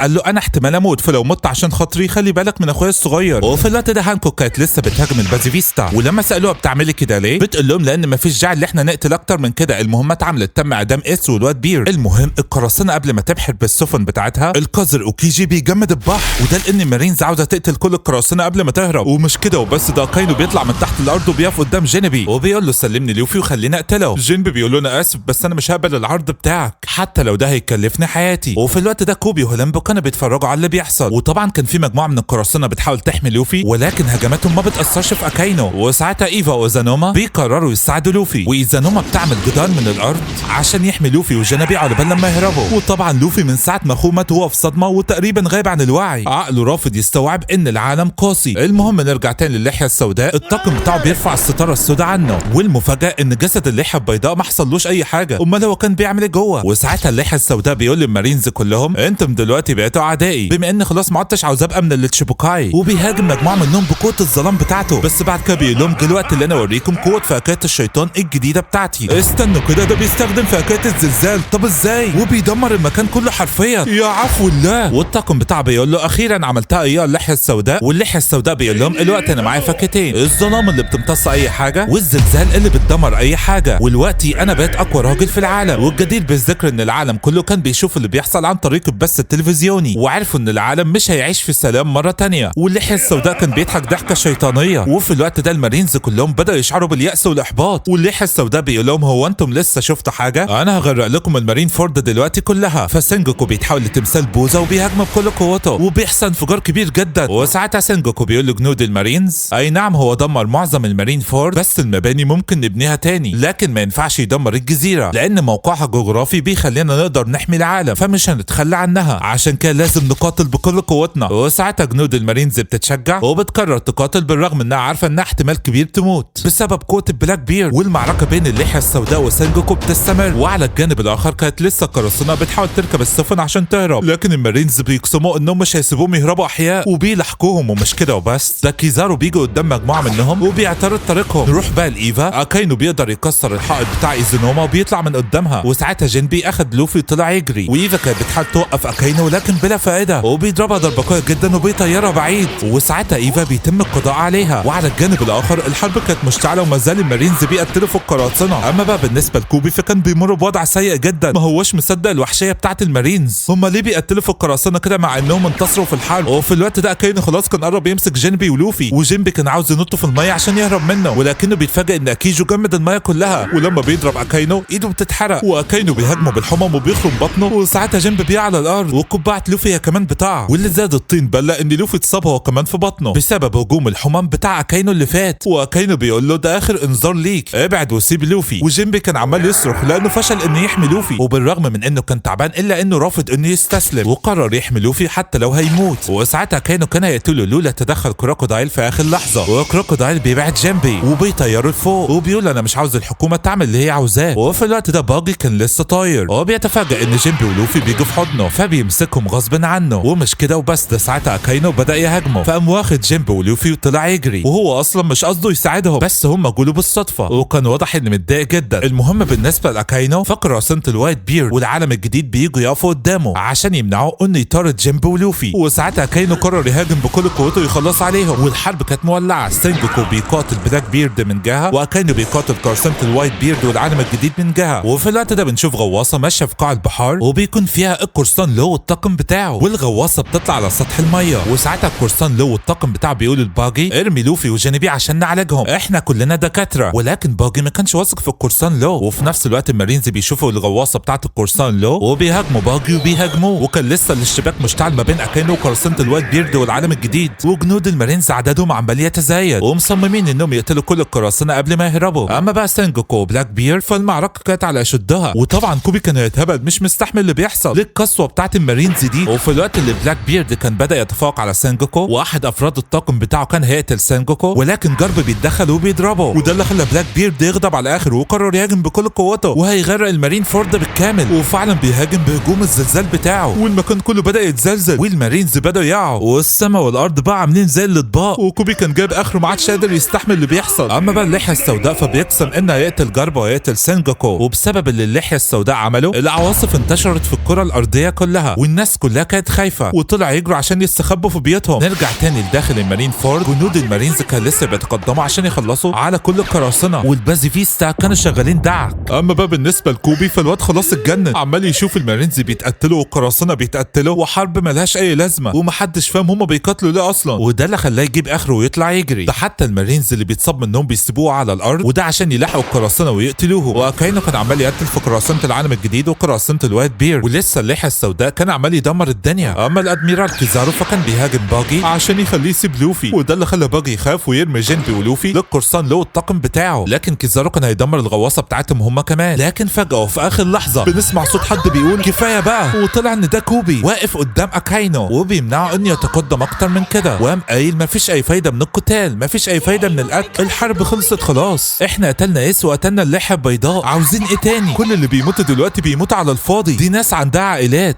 وناس عندها حياه، ليه بنعمل فيهم كده؟ دي مش انسانيه خالص. والكل كان بيسمع كلمات كوبي دي يا اصدقائي، وحقا زلزلت القلوب. ولكن اكاينو ما كانش مقتنع بكلامه وكان عاوز يقتله عشان يبعد عن طريقه، ولكن بالله حد بيقدر يصد الهجوم بتاع اكاينو بالسيف بتاعه، وطلع ان ده الشعر الاحمر شانكس، وقام قايل كلمات الواد ده اثرت فيا، وهو مع حق لازم الحرب دي تقف. وبنشوف السفينه بتاعت شانكس، وده معناه ان جايب الطاقم بتاعه كله وبياخد القبعه بتاعت لوفي، والكل بيكون مستغرب هو جاي يعمل ايه. والمارينز بيقولوا ازاي شانكس كان بيتقاتل مع كايدو من ايام فاتت، ازاي قدر يجي للمارين فورد بالسرعه دي. وساعتها شانكس بيشوف باجي وبيقول له ادي القبعه دي لوفي. في البدايه باجي كان معترض ولكنه بيضحك عليه وبيقول له لو عملت كده هجيب لك خريطه كنز كبير جدا، وده اللي خلاه يوافق، وبيدي للقرصان لو القبعه بتاعت لوفي. وساعتها الغواصه بتاعت القرصان لو بتغطس في الميه، وشانكس بيتذكر اول مره شاف فيها لوفي. وفي الوقت ده القرصان لو والطاقم بتاعه بيستعدوا عشان يعملوا عمليه خطيره لجينبي ولوفي في محاوله منهم لمنقذهم من الموت بسبب هجوم الحمى بتاعت اكاينو. ولكن الادميرال اكيجو ما كانش راضي يسمح لهم بالهرب، وبيستعمل كل قوته وبيجمد البحر كله، وده عشان الغواصه تتجمد وما يعرفوش يهربوا. وطبعا الغواصه كانت هتتاثر لولا ان القرصان لو بيقول لهم انطلقوا باقصى سرعتكم، وفعلا بيعملوا كده وبيهربوا بالعافيه. ولكن الموضوع ما خلصش على كده، الادميرال كيزارو انهال عليهم بالضربات الضوئيه وهم كانوا بيتفادوها بالعافيه، مصمم ان يقتلهم ابن اللذينه، ولكنهم بيقدروا يهربوا منه برضه. وساعتها التشوبوكاي بو هانكوك بتاخد سفينه من المارينز عليها مجموعه من المارينز، وبتقول انا هلاحقهم وهقبض على لوفي. طبعا بتضحك على البحريه، هي عاوزه تطمن على لوفي بس، وفعلا بيلاحقوهم. المهم نرجع تاني لشانكس اللي بيقول له ماركو ما عادش له لازمه القتال دلوقتي، يلا كل القراصنه تنسحب. وبيروح يتكلم مع سينجوكو وكل المارينز وبلاك بيرد وكل القراصنه، وبيقول لهم القتال دلوقتي ما عادش له اي لازمه، بتخسروا خسائر بشريه من غير اي فايده، ولو لسه حد عنده الشجاعه انه يقاتل تعالوا قتلوني انا والطاقم بتاعي. وطبعا الكل بيترعب، ده شانكس احد اليونيكاي، ده حتى الليحه السوداء خاف وقام قايل لا خلاص انا هنسحب وما عدتش اقاتل، كده كده انا خدت اللي انا عاوزه. وبيمشي هو والطاقم بتاعه. وبعد كده شانكس بيقول لسينجوكو احنا لازم نكرم كل الموتى، كرموا انتوا موتاكم وانا هاخد جثه الوايت بيرد وايس وهدفنهم في مكان يليق بيهم. وساعتها سينجوكو بيوافق على كلامه، وساعتها سينجوكو بيامر كل المارينز انهم يروحوا يعالجوا الجرحى، والعالم كله كان بيشوف حاجه زي كده على البث المباشر. وبكده يا اصدقائي حرب المارين فورد انتهت رسميا، والفائز هم المارينز، ودي اعظم معركه منذ بدايه عصر القراصنه العظيم. وخبر انتصار المارينز في حرب المارين فورد انتشر في العالم كله، والعالم كله كان فرحان بانتصار المارينز على القراصنه، والاحتفالات انتشرت في كل مكان، الكل كان طار من الفرحه مفكرين ان ما عادش هيبقى فيه شر في العالم تاني. والجدير بالذكر يا اصدقائي ان القراصنه اللي كانوا في ارخبيل سباودي واللي من ضمنهم هوكنز وكابتن كيد والناس دي كلها كانوا بيراقبوا حرب المارين فورد من بعيد، وشافوا كل اللي حصل، وكلهم ادركوا ان في حقبه جديده جايه وعصر جديد هيبدا، وبيقرروا كلهم يروحوا للعالم الجديد بقى ويكملوا في الرحله بتاعتهم. ولكن سكراتش مان ابو بيقول هو ليه القرصان لو ساعد لوفي؟ هو ما بيعملش حاجه من غير مقابل، اكيد في سبب. اما بقى بالنسبه لكابتن كيد فبيقول العالم الجديد بيحكموا 4 من اليونيكو، واللي هم اللحيه البيضاء والشعر الاحمر شانكس وكايدو وبيج مان، والوقت اللحيه البيضاء مات واكيد حد تاني هيقاتل عشان ياخد مكانه، ده عصر جديد هيبدا فعلا. وزي ما قلت لكم خبر انتصار المارينز انتشر في العالم كله، في البحر الازرق الشرقي والازرق الغربي والجنوب الازرق والشمال الازرق وحتى في الجراند لاين. ولكن ساعتها في مكان ما بنشوف مجموعه من القراصنه بتقول للناس انتم فرحانين على ايه؟ اللحيه البيضاء قال ان كنز الوان بيس موجود، يعني معنى كده جولدي روجر معاه حق وانا هروح ادور عليه. وعلى الجانب الاخر يا اصدقائي بسبب موت اللحيه البيضاء الجزر اللي كانت تحت حمايه اللحيه البيضاء الوقت القراصنه طمعوا فيها ودخلوها ونهبوها وقتلوا كل اللي فيها. نروح تاني للمارين فورد، سانجوكو بيجي له واحد بيقول له ان السجن امبل داون بقى في فوضى وماجلين متصاب اصابات خطيره جدا، وبنعرف ان اللي عمل كده هو بلاك بيرد لما دخل السجن، وده عشان يختار الطاقم بتاعه لان ساعتها راح للمستوى السادس في السجن وقام قال انا مستعد احرر شويه منكم، اللي عاوز يتحرر افضلوا قتله قتال حتى الموت، واللي هيفضل لسه عايش هضمه للطاقم بتاعي وحرره. وفعلا هو ده اللي حصل، وكل اللي في المستوى السادس مات غير مجموعه قليله. ومش كده وبس، ده السجن الفوضى حلت فيه ومعظم المساجين هربوا، والوقت بقى في مجرمين خطيرين خارجين عن العداله موجودين في العالم. وسانجوكو كان متضايق جدا بعد ما عرف الاخبار دي. المهم بنعرف ان ديفلامينكو اخذ مجموعه من البازيفيستا وعاوز يقتل ويعدم جاكو موريا بامر من حد اعلى رتبه من سانجوكو عشان هو ضعيف وما يستحقش ان يبقى من التشيبوكاي. نروح بقى للغواصه بتاعه القرصان لو اللي بتطلع بره الميه، والدب ساعتها بيطلع يشم هوا، فبيتفاجئ ان التعبان بتاع هانكوك موجود قدامه. ده حصلتهم بنت اللذينه بالسفينه بتاعه المارينز اللي هي اخدتها، ولكن بتقول لهم ما تقلقوش انا جمدت كل جنود المارينز اللي معايا، انا بس جاي اطمن على لوفي. وساعتها القرصان لو بيقول لها انا عملت اللي عليا بالنسبه للوفي وعالجت الجرح بتاعه، بس الضرر النفسي بتاعه اكبر مليون مره من الضرر الجسدي. وبنعرف ان مش هانكوك بس اللي كانت موجود على سفينه المارينز، ده ايفا واللي معاها تسللوا للسفينه قبل ما تمشي، وكل ده عشان يطمنوا على لوفي. المهم بنشوف جينيبي وهو قايم على رجليه وطلع بره اوضه العمليات بالرغم ان اصابته خطيره، وبيشكر القرصان لو لان انقذ حياته. وبعد كده بيقول لهم كلهم انا قلقان جدا على لوفي، وده لان عقله مش متحمل ان اخوه مات، انا خايف عليه لما يصحى. فهانكوك بتقول لهم انا واثقه ان الحكومه هتيجي تدور على لوفي، فعشان كده افضل حل اللي احنا نجيبه عندنا يتعالج في جزيره امازون ليلي، وبما ان انا من التشيبوكاي السبعه محدش هيقدر يقرب للوفي. وعلى الجانب الاخر العالم كله فوضى بدات تنتشر فيه، وده بعد موت الوايت بير، وده لان القراصنه بقوا هيجين في البحر مفيش حد يخاف منه. اللحيه البيضاء كان بيوقفهم عند حدهم، والمارينز مش عارفه تتصدى للكم الهائل من القراصنه ده ازاي، وما عادش حد خاف من الوايت بيرد دلوقتي، والاشرار بيقتلوا الابرياء بلا رحمه وبلا شفقه. المهم نرجع تاني للوفي، هو هانكوك اللي معاها والقرصان لو الطاقم بتاعه كله بيوصلوا لجزيره النساء، واخوات هانكوك ومجموعه من النساء بترحب بيهم. اما بقى ايفا ومجموعه الناس اللي معاها اللي كانوا هربوا من سجن امبل داون، فهيركبوا السفينه بتاعه المارينز وهيمشوا ويروحوا لجزيره النساء الثانيه بتاعه ايفا واللي المفروض فيها سانجي لو تتذكروا. وجيمبي بيقول لايفا ما تخافيش على لوفي، هيبقى في عناية ومش هسيبه غير لما يتعافى. المهم هانكوك اللي معاها والغواصه بتاعه القرصان لو اللي بيتعالج فيها لوفي بيخشوا كلهم جزيره النساء، وكلهم بيرحبوا بيهم. في البدايه كلهم كانوا متضايقين بسبب وجود رجاله، ولكن لما هانكوك بتعرفهم ان دي حاله استثنائيه عشان لوفي بيتعالج، فالجدانيون بتقول خلاص الغواصه بتاعتهم تفضل على الشط وما تدخلش المدينه لحد لما يتم علاج لوفي. وفعلا هو ده اللي بيحصل. هتقولوا لي طب هياكلوا ازاي؟ هقول لكم كل يوم النساء بتجيب لهم الاكل وبياكلوا هم على الشاطئ، والموضوع ده استمر لاكتر من يوم. وعلى الجانب الاخر لوفي وهو نايم كان بيشوف اخوه ايس وبيفتكر اللي حصل له، فبيصحى وبيصرخ وبيهز المكان كله، وبيخرج وهو مصاب وبيدور على اخوه، وبيكسر الغواصه وبيخرج وبيقول انت فين يا ايس، وقعد يضرب في الناس ويكسر في الجزيره كلها. الواد اتجنن حرفيا. فالقرصان كد بيقول لو فضل يجري كده الجرح بتاعه يفتح تاني وممكن يموت. وطبعا احد الفتيات بتروح تبلغ هانكوك ان لوفي استيقظ وحالته بقت صعبه، وطبعا هانكوك كانت قلقانه عليه. نرجع تاني للوفي اللي حرفيا كسر كل الاشجار اللي في امازون ليلي. الواد يعني اتجنن مش راضي يتقبل ان اخوه مات، وعمال يقول يا ترى ده كابوس ولا ايه، وبيصرخ من الالم النفسي وبيكسر في الصخور ويشيل في الصخور، وحرفيا خرج عن السيطره لحد لما جينبي جاله وقال له اسمعني يا لوفي الحرب خلصت خلاص واخوك